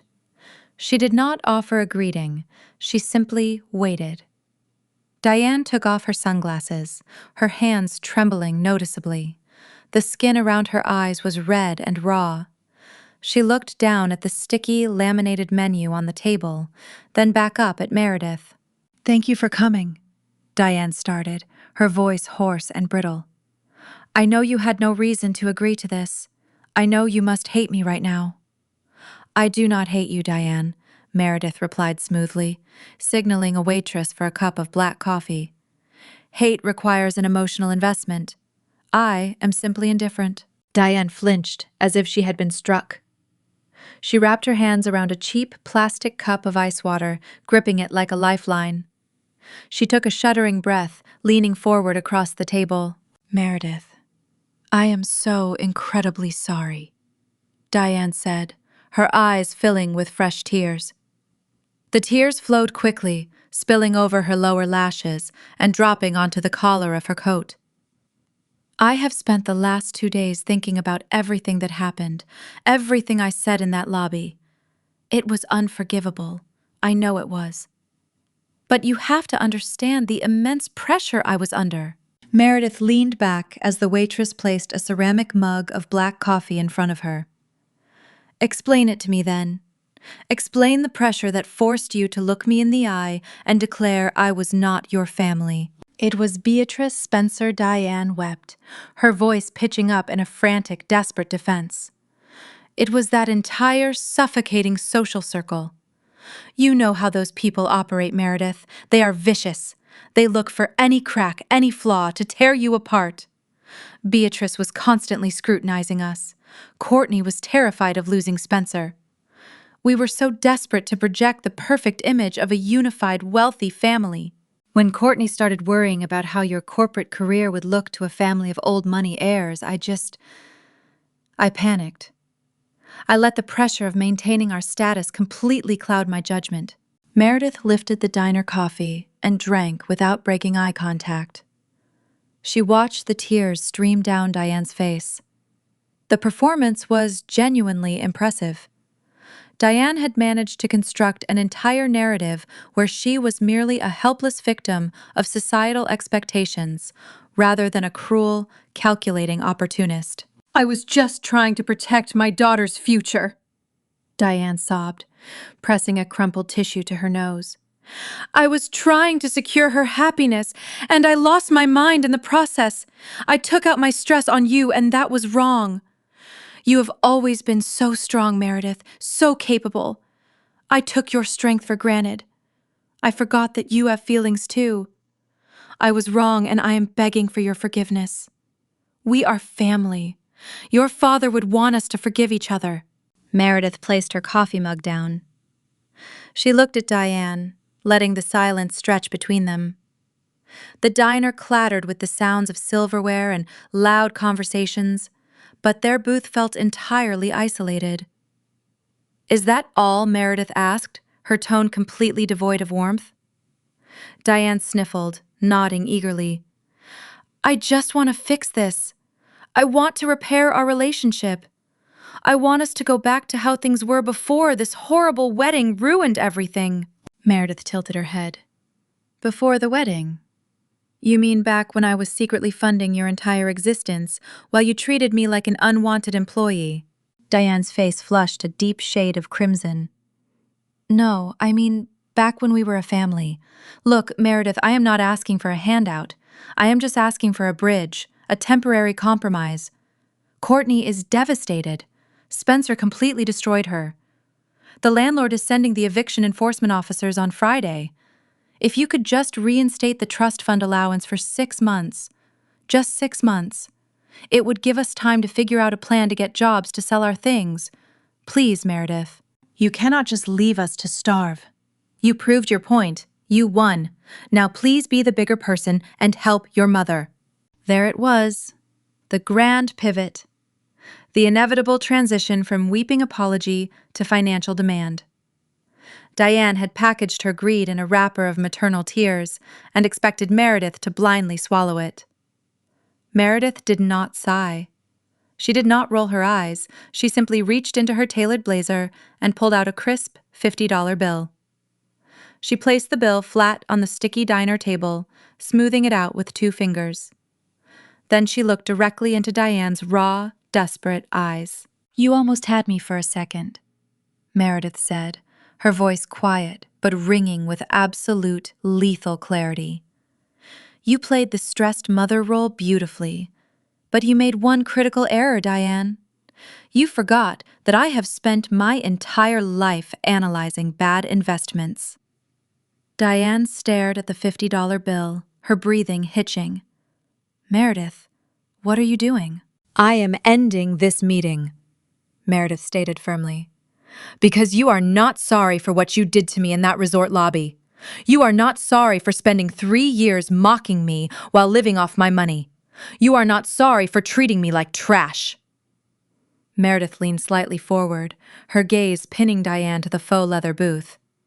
"You are not apologizing because you hurt me, Diane. You are apologizing because your wallet is empty.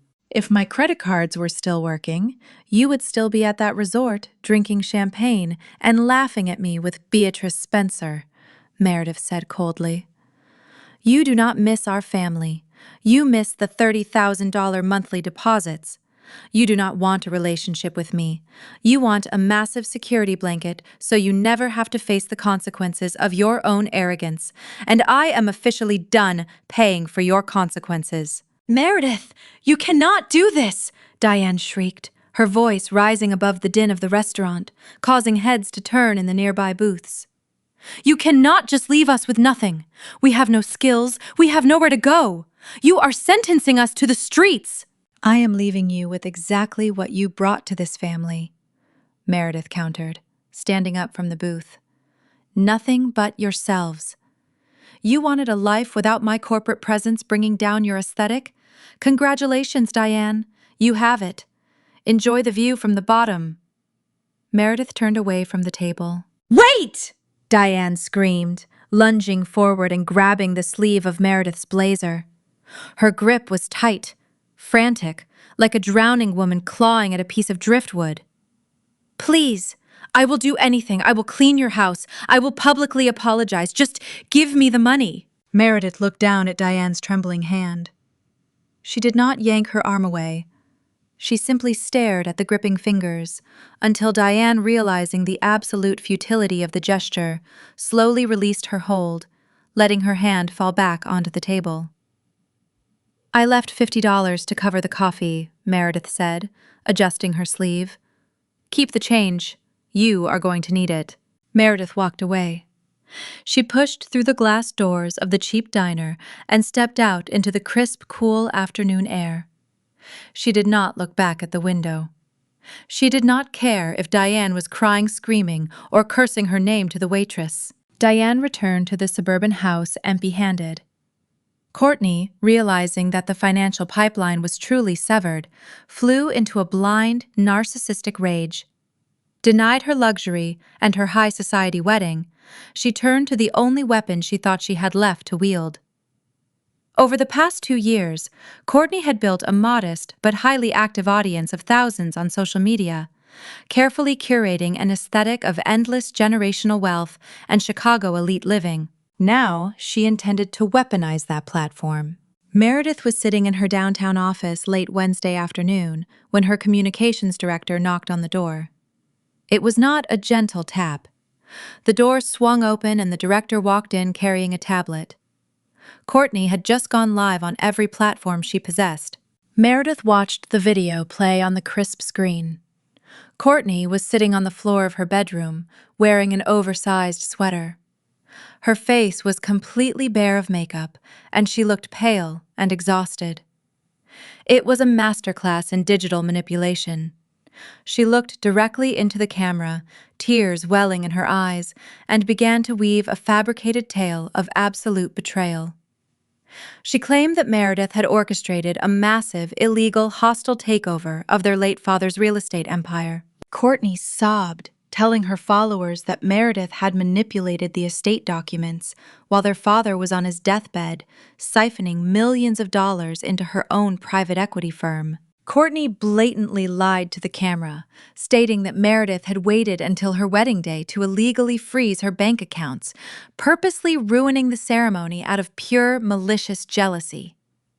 She painted Meredith as a corporate tyrant who had stolen her inheritance and left her grieving stepmother facing imminent homelessness. Courtney did not stop at the video. She posted a sprawling, multi-paragraph essay across all her accounts. She tagged local Chicago news outlets, prominent bridal magazines, and even the official corporate accounts of Apex Private Equity. She asked her followers to share the post, demanding public justice and urging her supporters to hold Meredith accountable for corporate fraud and elder abuse. Within 2 hours, the video had caught fire. The algorithm favored the dramatic, tear-soaked confession of a ruined bride. Thousands of views quickly multiplied into the tens of thousands. Comments began pouring in, flooding the Apex Private Equity social pages with outraged messages from strangers demanding Meredith step down. People who knew absolutely nothing about commercial real estate or trust law were suddenly acting as judge and jury, calling Meredith a monster and a disgrace to the Chicago business community. Her executive assistant rushed into the office, carrying the public relations team's proposed cease and desist letters.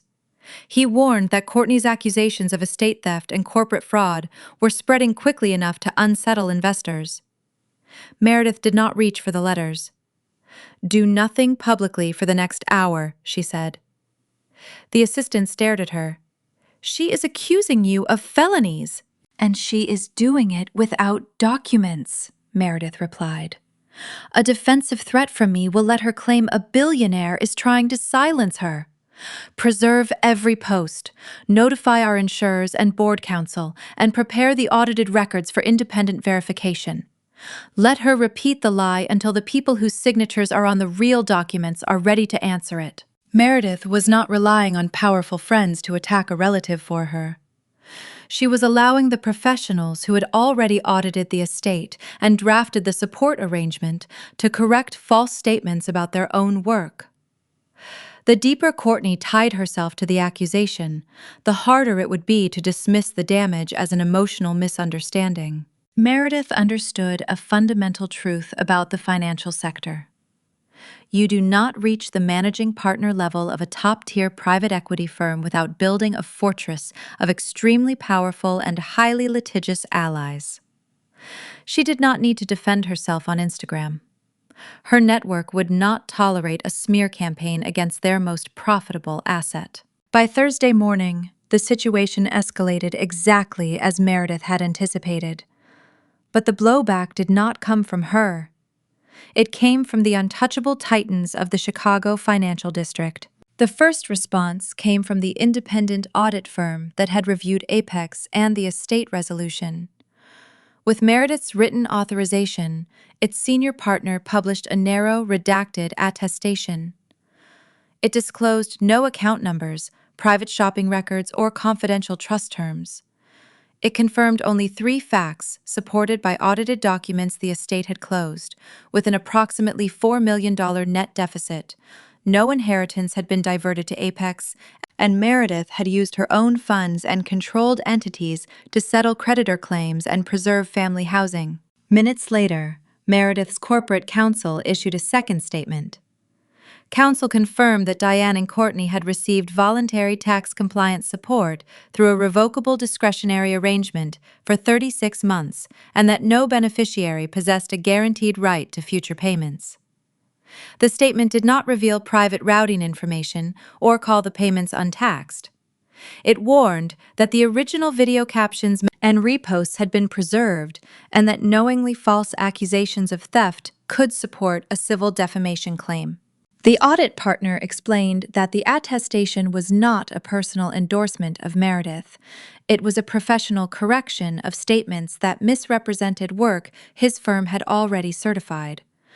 Corporate counsel likewise limited the warning to specific published claims and invited any news organization to review the redacted source documents under standard verification procedures.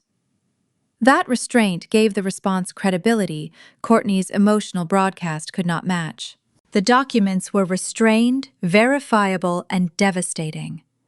They answered Courtney's public allegations without turning unrelated private records into entertainment. Financial journalists compared the certified summaries with Courtney's claims, and the story reversed almost immediately. The redacted statements reached financial reporters within minutes. Because the auditor and counsel limited themselves to documents they had already certified, major outlets treated the response as verifiable evidence rather than a family argument. Courtney's followers reversed direction. Comments appeared beneath the bridal photographs and luxury vacation posts, asking why she had accepted 3 years of support from the woman she called an outsider. One widely shared reply summarized the contradiction she lived. On Meredith's money, barred Meredith from the wedding, and then accused Meredith of stealing an inheritance that never existed. Courtney tried deleting the harshest comments, but archived copies of her original accusations had already spread beyond her accounts. She turned off replies on one platform, only to find the auditor's attestation quoted beneath her posts elsewhere. The internet had not uncovered a secret criminal scheme. It had uncovered a woman who mistook voluntary support for personal wealth and public tears for proof. Several local business outlets contacted Apex for comment. The communications team supplied the same redacted packet to each reporter and refused to discuss unrelated family details. That consistency prevented the story from becoming a spectacle controlled by whichever side shouted loudest. A bridal magazine that had reposted Courtney's video issued a correction after reviewing the resort agreement. A financial blog removed the allegation that Meredith had seized estate money and replaced it with the probate figures. The platforms did not act because Meredith demanded censorship. They acted because the original posts could not be reconciled with the documents. Courtney attempted one final statement, claiming she had been misled by Diane.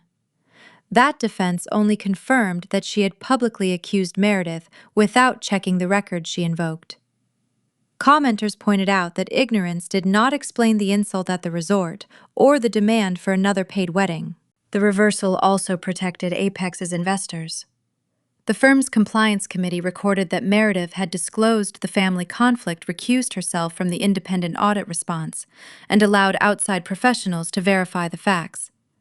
No board member had to choose between loyalty and governance. By evening, Courtney removed her social media profiles.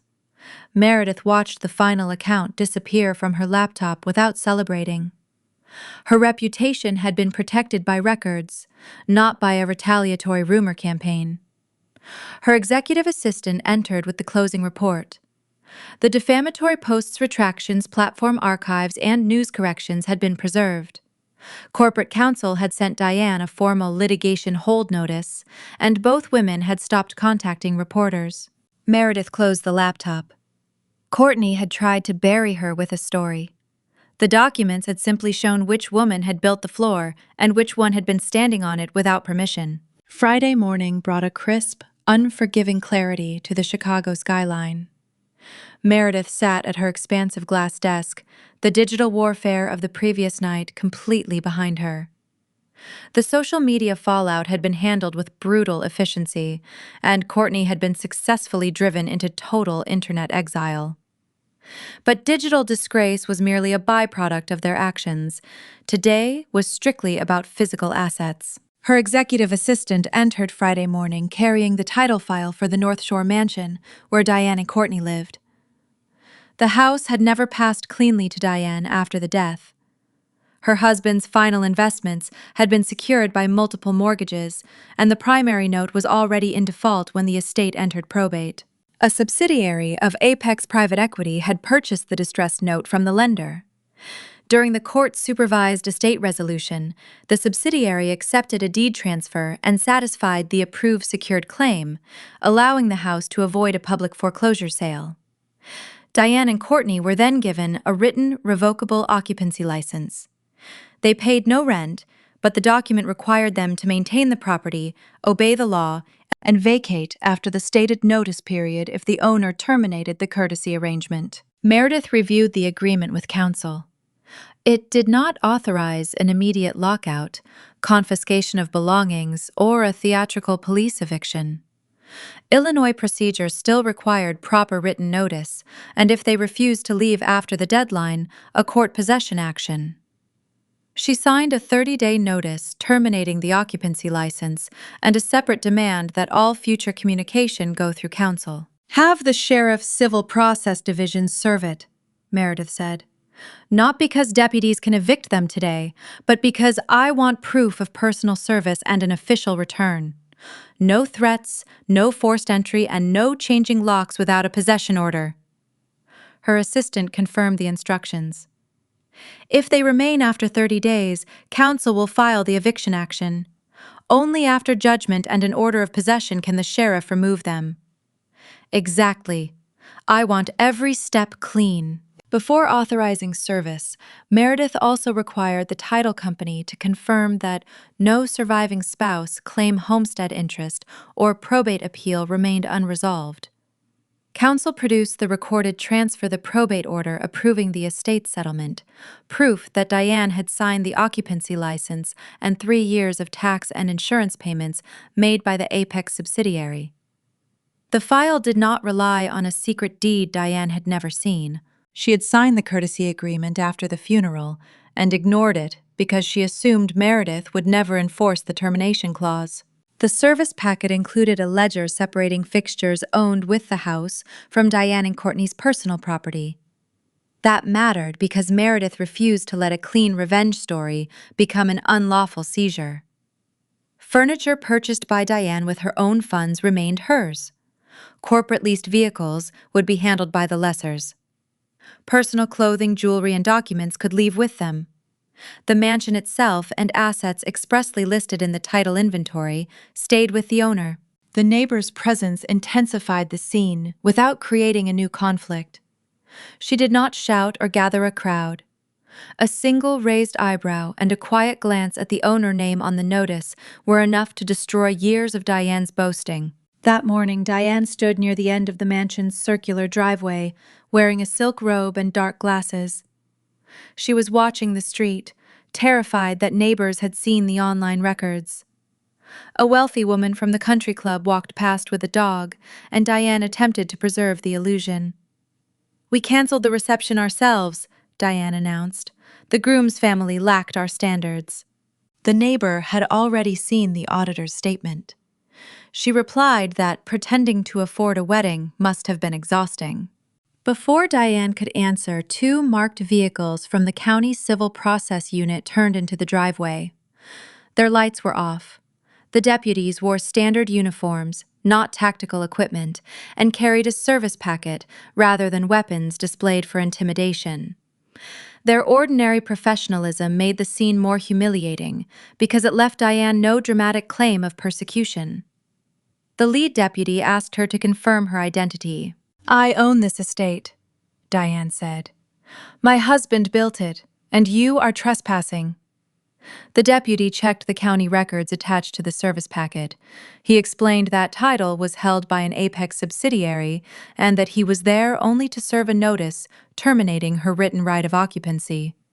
He was not deciding ownership, removing her that day, or acting as Meredith's private collection agent.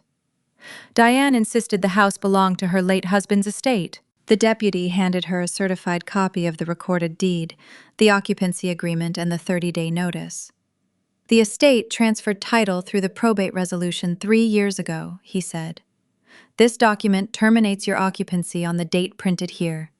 If you dispute it, you may obtain counsel and raise defenses in court. If you remain after the deadline, the owner may file for possession. No one is changing the locks today." The distinction did not save Diane's pride. It proved that the mansion she had used as evidence of wealth belonged to the stepdaughter she had excluded. Courtney opened the front door, wearing the oversized sweater from her social media video. She saw the deputies the packet and the neighbor watching from the sidewalk. "What is happening?" she asked. Diane could not answer. The deputy gave Courtney her own copy because she was also a named occupant. The bright notice stated that their permission to live there would end in 30 days. It also advised them not to damage, conceal, or remove property belonging to the titled owner, and provided the address for serving any legal response. Courtney read the owner line twice. "Apex owns the house," she whispered. Apex had owned it through a subsidiary since the estate resolution, the deputy clarified. "You were permitted to occupy it. That permission has been terminated with notice." The neighbor did not need to hear more. Other residents had begun looking from windows and porches. Diane had spent years presenting the mansion as proof of her inherited status. Now an official service return would show that she had been living there through Meredith's private generosity. Diane grabbed the deputy's sleeve and demanded to know where they were supposed to go. He stepped back and told her he could not provide housing advice. The notice included contact information for local legal aid and housing resources, but the county could not alter the owner's contract or the court process. He affixed a service copy near the front entrance only after confirming the applicable posting procedure and handed the original packets directly to both women. The sound of the paper striking the door was sharp enough to draw every nearby gaze. The deputies returned to their vehicles. Before leaving, the lead deputy repeated the legal reality: 30 days to vacate or contest the matter, then a court case if necessary. Arrest was not automatic. Property left behind would not instantly belong to Apex. Abandoned belongings would be handled under the possession order and applicable notice rules. The vehicles backed out of the driveway. Diane stood holding the packet while the country club neighbor watched. The public humiliation remained complete, even without an illegal instant eviction. The mansion, the lawn, and the address Diane had used to establish superiority were all part of a courtesy arrangement Meredith could lawfully end. Courtney asked where they would live and how they would pay a deposit with dead cards and no income. Diane's despair hardened into rage. She blamed Meredith for making the service visible, ignored the 30 days printed in bold, and declared that maternal authority outranked deeds and contracts. "Get in the car," she told Courtney. "We are going to Apex. She will give the house back when every person in her lobby hears what kind of daughter she is." Courtney followed because she had no better plan. Their vehicle was still available for the moment, though the support trust would no longer make future lease payments. Diane drove toward downtown Chicago, clutching the notice on the passenger seat. She had not been thrown onto the street that morning. She had been given due process, a deadline, and the right to contest ownership. What she could not survive was the documented proof that the roof over her head had always depended on Meredith. But the crushing weight of reality did not bring Diane clarity. Instead, her profound despair rapidly fermented into a blinding toxic rage. She refused to accept defeat. She refused to be cast out into the street while the stepdaughter she had spent decades terrorizing sat comfortably in an $8 million penthouse. "Get in the car!" Diane hissed, her voice vibrating with manic determination. She grabbed Courtney by the arm, her fingernails digging sharply through the fabric of the oversized sweater. "We are going downtown. We are going straight to her corporate headquarters. She thinks she can hide behind her bank accounts and her security guards. I am still her mother. I will march right into her boardroom and demand my rights. I will scream until every single one of her billionaire partners sees exactly what kind of monster she truly is." Courtney was too broken to argue. She stumbled into the passenger seat of their luxury SUV, a vehicle they would legally have to surrender in a matter of days. Diane slammed her foot on the gas pedal, driving recklessly toward the financial district of Chicago. She was operating on pure, unfiltered adrenaline and the desperate delusion that a public maternal guilt trip could force Meredith into submission. 30 minutes later, Diane threw the luxury SUV into a loading zone outside the towering glass and steel skyscraper that housed Apex Private Equity. She stormed through the revolving doors, dragging Courtney behind her. The lobby was a massive cathedral of modern wealth, featuring polished slate floors and a towering waterfall installation. "Where is she?" Diane screamed, her voice shattering the quiet professional atmosphere of the lobby. She marched directly toward the reception desk, completely ignoring the bewildered stares of passing executives. "Call Meredith down here right now! I am her mother!" "You tell her that her mother is standing in the lobby, and I am not leaving until she gives me my house back." Two heavily armed security guards immediately stepped out from behind the marble pillars. They moved with swift, tactical precision, blocking Diane from advancing any further toward the private elevators. "Ma'am, you need to lower your voice and step back," one of the guards commanded, his hand resting casually on his utility belt. "You are trespassing on private corporate property." "I am not trespassing," Diane shrieked, pointing a shaking finger at the ceiling. "My daughter owns this building. She stole my inheritance. She threw me out on the street. Meredith, get down here right now." Before the security guards could physically restrain her, a sharp, authoritative voice echoed across the lobby. "Stand down, gentlemen." Meredith's executive assistant stepped out of the elevator and told security to hold position. Diane and Courtney had already been stopped before reaching the private floors, and their shouting had been recorded by the lobby system. "Meredith will not meet you in the public lobby," he said. "She anticipated that you might create a disturbance after service of the property notice. You may leave now, or you may follow me quietly to a ground-floor conference room where counsel is waiting. If you threaten staff or try to force access to the elevators, security will remove you and request police assistance." Diane stopped shouting. She pulled Courtney away from the guards and followed the assistant down a controlled hallway. They were not taken into Meredith's executive suite. They entered a soundproof conference room near the lobby, where the final boundary could be delivered without exposing employees or clients to another family spectacle. Meredith was already sitting at the head of the long black conference table. She wore a pristine white tailored suit, projecting absolute authority. She did not look angry or upset. She simply looked bored. Meredith's corporate attorney sat to her right with two separate packets. Diane began shouting the moment the arbitration room door closed. She demanded the house the allowance and recognition as Meredith's mother. She threatened another media campaign if Meredith refused. Meredith let her finish. "This is not a family meeting," she said. "You entered a private corporate lobby after receiving written instructions to communicate through counsel. The only question now is whether the boundary will be enforced through litigation or through an agreement you choose to sign." The attorney slid the first packet across the table. It was not a permanent emergency restraining order requiring Diane's signature. It was a temporary no-contact order already issued on a sworn petition, supported by the recorded lobby disturbance, prior threats, preserved voicemails, and the attempt to force access to Meredith's residence. The order became effective upon service, prohibited direct contact and entry onto specified properties, and scheduled a court hearing where Diane and Courtney could appear with counsel. A violation could result in arrest or contempt proceedings, but it did not guarantee incarceration without bail. Diane stared at the order. "You cannot erase us with paper. We are your family. We share no blood," Meredith replied. "More importantly, family status does not create a right to trespass, threaten, or demand another person's assets." The attorney slid the second packet forward. This one was a proposed settlement and release, not a court command.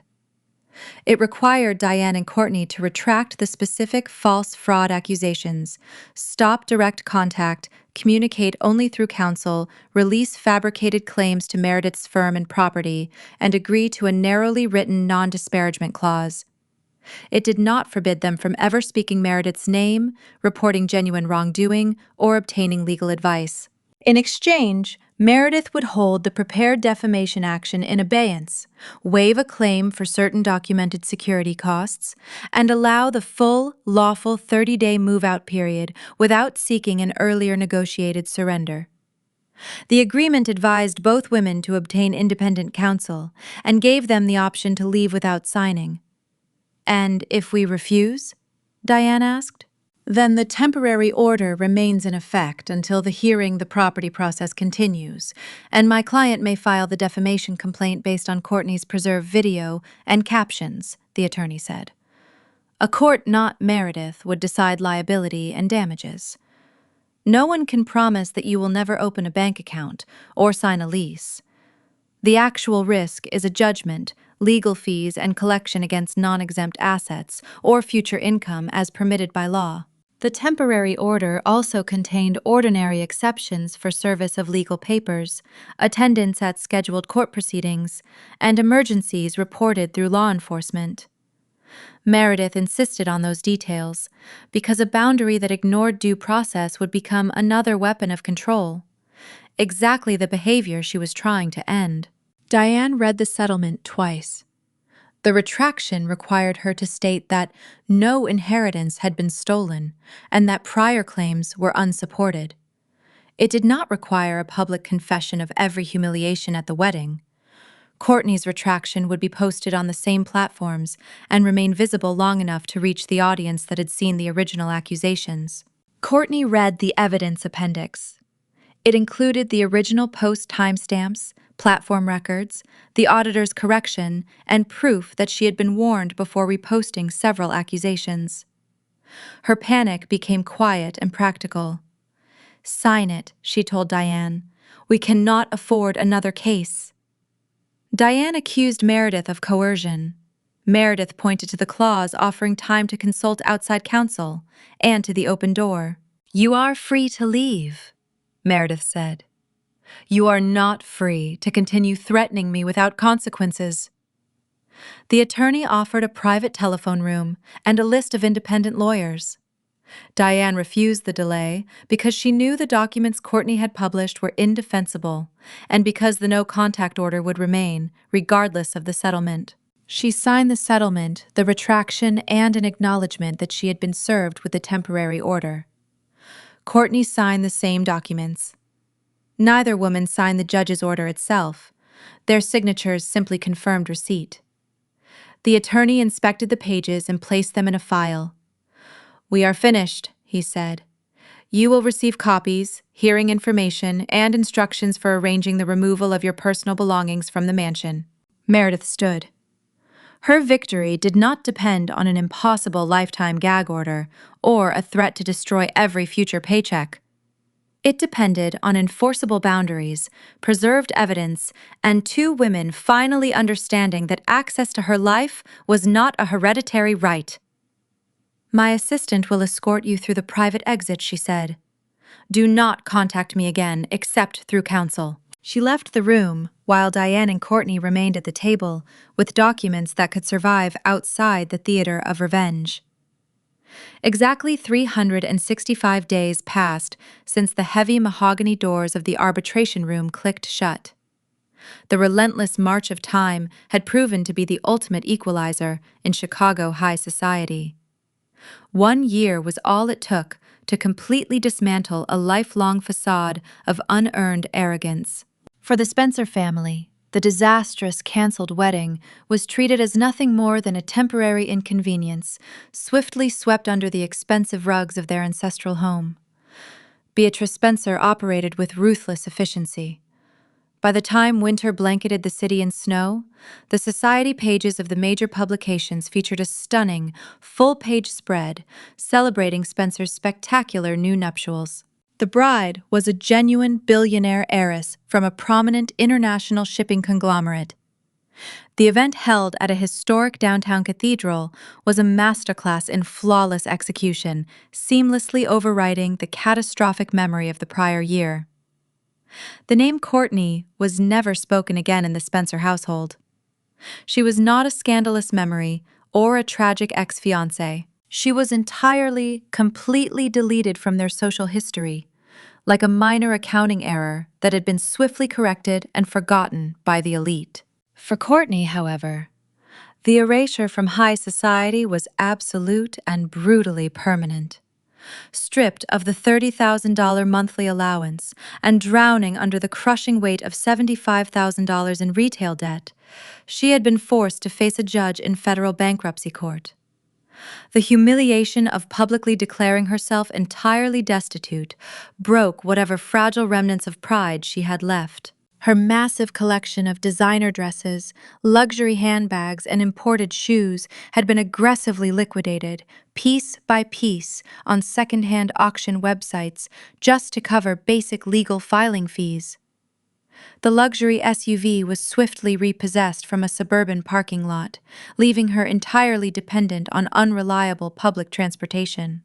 The crushing reality of her new existence settled in a bleak, poorly lit dental clinic tucked into the forgotten corner of an aging strip mall. Courtney sat behind a chipped laminate reception desk, wearing cheap, stiff polyester scrubs that scratched her skin. The harsh fluorescent lights buzzed incessantly overhead, casting a sickly yellow pallor over the cramped waiting room. Just 2 years ago, she had sat at a country club brunch, sipping imported mimosas and viciously mocking a former high school classmate for taking a receptionist job, calling it a pathetic dead end for lazy failures. She had proudly proclaimed that women of her caliber were destined for boardrooms and charity galas, not answering telephones for hourly wages. Now the universe had delivered a profound dose of poetic justice.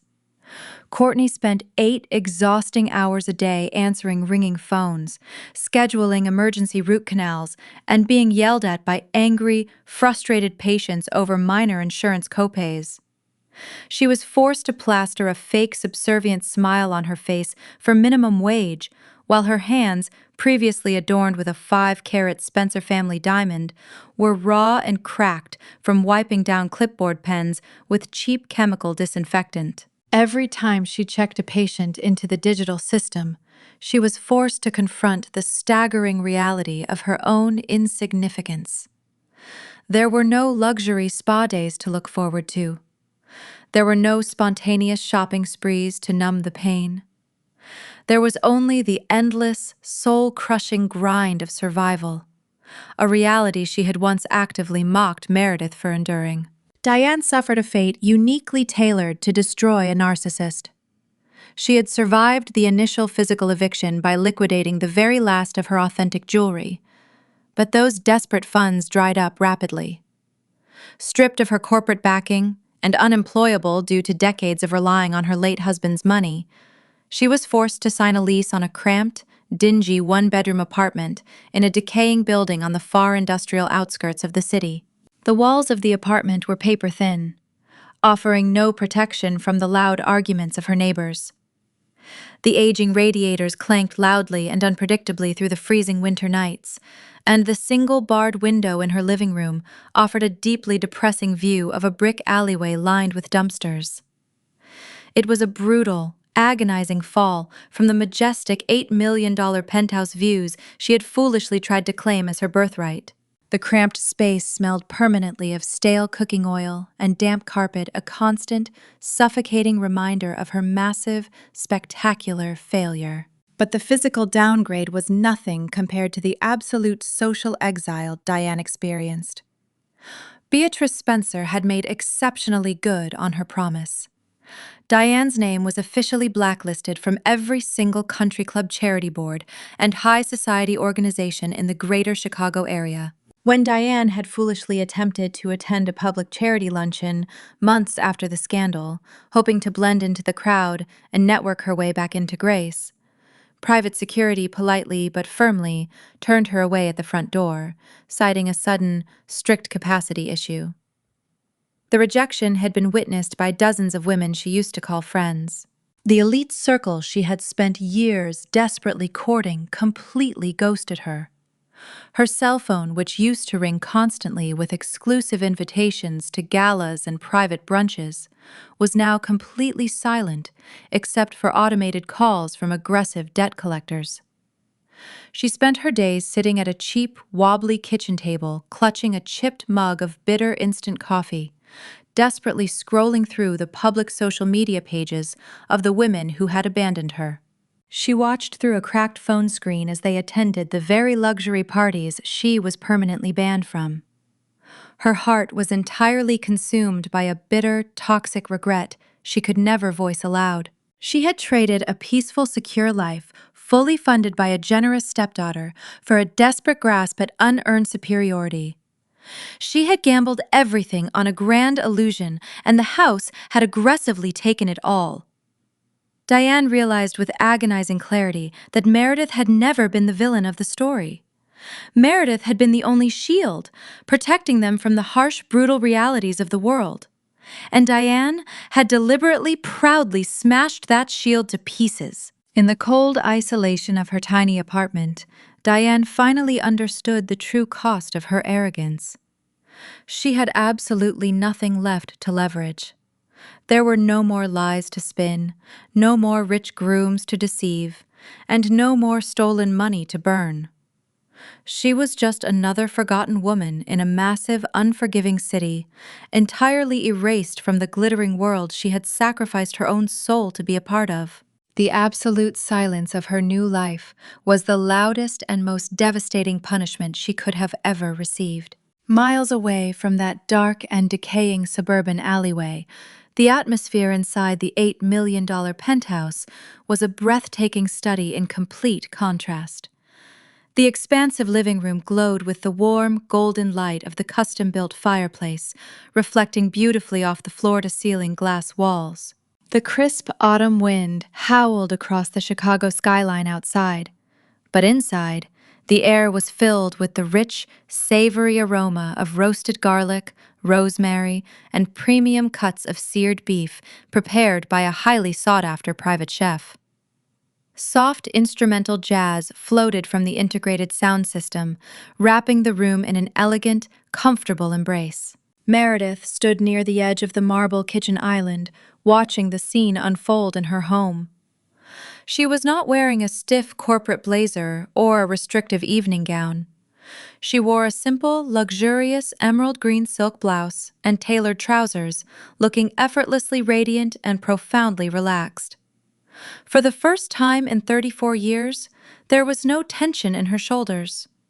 The heavy, invisible armor she had worn every single day to survive her toxic stepfamily had been permanently discarded. She looked around the room at the people gathered in her home. The guest list for this intimate dinner party was exclusive, but it was not based on aristocratic pedigree or fake high society status. It was based entirely on genuine loyalty, mutual respect, and shared battles fought in the trenches of the corporate world. Her executive assistant stood near the fireplace, laughing with Meredith's corporate attorney. The senior external auditor, who had corrected Courtney's public allegations, was discussing market trends with a longtime venture capital mentor. None of them had been added to replace a biological family with another hierarchy. They were simply the colleagues and friends who had proved through years of shared work that loyalty could exist without ownership or guilt. These people did not share Meredith's DNA or childhood home. They knew her discipline, her integrity, and the nights she had spent repairing crises no one else wanted to touch. When her reputation came under attack, they had not defended her blindly. They had checked the facts, followed professional rules, and stood beside the truth. They had never demanded a monthly allowance as the price of affection. No one in the room had been invited because of pedigree inherited status or a strategic marriage. They were there because they had answered difficult calls, challenged Meredith when necessary, and protected her interests without ever asking her to become smaller. Across the room, her executive assistant caught Meredith's eye and raised his glass in a quiet salute. She smiled back, feeling the absence of tension in her shoulders. Meredith lifted her champagne flute and tapped it gently with a silver spoon. The clear chime moved through the room, quieting the conversation. Her guests turned toward her, the assistant, the attorney, the auditor, her mentor, and the rest of the people who had earned a place in her home. Their attention carried affection rather than expectation. Meredith stepped forward, moving into the center of the living room. She looked at the faces of the people who had protected her empire and her peace of mind. "I want to thank all of you for being here tonight," Meredith began, her voice steady, clear, and filled with profound gratitude. Exactly 1 year ago this weekend, I was standing in the lobby of a luxury resort, staring at a thick red line drawn straight through my name on a wedding guest list. I was publicly told that I was not really family. I was told that I did not belong. The guests listened silently, their expressions softening with empathetic understanding. They all knew exactly what had happened that weekend. They had been the ones to help her burn the toxic illusion to the ground. For 34 years, I believed that family was an unbreakable biological contract. Meredith continued gripping her champagne flute. I believed that because we shared a household, or a legal connection, I was obligated to endure the disrespect, the manipulation, and the endless financial drain. I thought that if I just worked hard enough, if I just provided enough stability, they would eventually see my value. I thought that absorbing their cruelty was just the rent I had to pay to keep my father's memory intact. Meredith paused, taking a slow, grounding breath. She looked out at the glittering Chicago skyline, a testament to her own immense success. But looking back on that morning in the resort lobby, I realize now that being crossed off that guest list was not a rejection. It was the greatest gift I have ever received. It was a massive, beautiful neon exit sign. That thick red line was not barring me from entering a party. It was finally cutting the heavy chains that had been dragging me underwater my entire life. She turned her gaze back to her guests, her eyes shining with unshed tears of pure, triumphant joy. They told me I was not family, and they were absolutely right. Family does not view you as a disposable bank account. Family does not demand that you shrink yourself to make their fragile egos feel larger. Family does not humiliate you in front of strangers to score cheap social points. Meredith raised her glass toward the people who had stood beside her.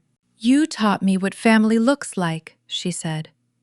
"Family is the person who steps into the difficult room with you, protects your name when you are absent, and tells you the truth even when the truth is inconvenient. It is built through repeated acts of trust, not demanded through blood or paperwork. None of you asked me to purchase your loyalty, you gave it freely, and I return it the same way." Her smile was no longer the controlled expression she used in negotiations. It was open and peaceful. "Tonight is not about a quarterly result or an acquisition," Meredith continued. "It is about the family I chose and the life we built after I stopped paying for people who treated love like an invoice. To loyalty." The corporate attorney raised his glass. "To loyalty." Her executive assistant lifted his own. "To the family that shows up." The room joined the toast. Crystal touched crystal, and the sound carried through the penthouse, with none of the strain that had filled the wedding resort a year before. It felt earned, equal, and real. The entire room raised their glasses in a joyous, unified toast. The crystal clinked together, a bright, beautiful sound of celebration and deep, unwavering connection. Meredith took a sip of her champagne, savoring the crisp, sweet taste of total, absolute freedom. She had survived the emotional warfare, she had protected her father's true legacy, and she had emerged completely victorious. Suddenly, the soft, melodic chime of the private elevator echoed through the penthouse foyer. The heavy steel door slid open, signaling the arrival of the final guests for the evening. Meredith turned toward the foyer, her smile widening into an expression of pure, unadulterated happiness. She walked forward to greet the people who truly belonged in her life, stepping confidently into a future entirely defined by her own rules, her own strength, and her own magnificent terms. The most profound lesson from Meredith's journey is that biology does not automatically entitle anyone to your loyalty resources or peace of mind. For years, Meredith endured relentless disrespect, emotional manipulation, and public humiliation from her stepmother and stepsister. She absorbed their cruelty under the false belief that familial obligation required her to act as their invisible savior. However, the moment she was crossed off that wedding guest list, she realized a powerful truth. Toxic people will gladly use your strength while denying your worth. True family is not defined by shared DNA, legal documents, or past history. Instead, it is actively built through mutual respect, unwavering support, and genuine loyalty. When Meredith stopped funding the illusion of her abusers, she did not lose her family. She simply cleared the space to recognize the real one she had already built. Her colleagues and friends stood by her in the trenches, proving that the strongest bonds are chosen, not inherited.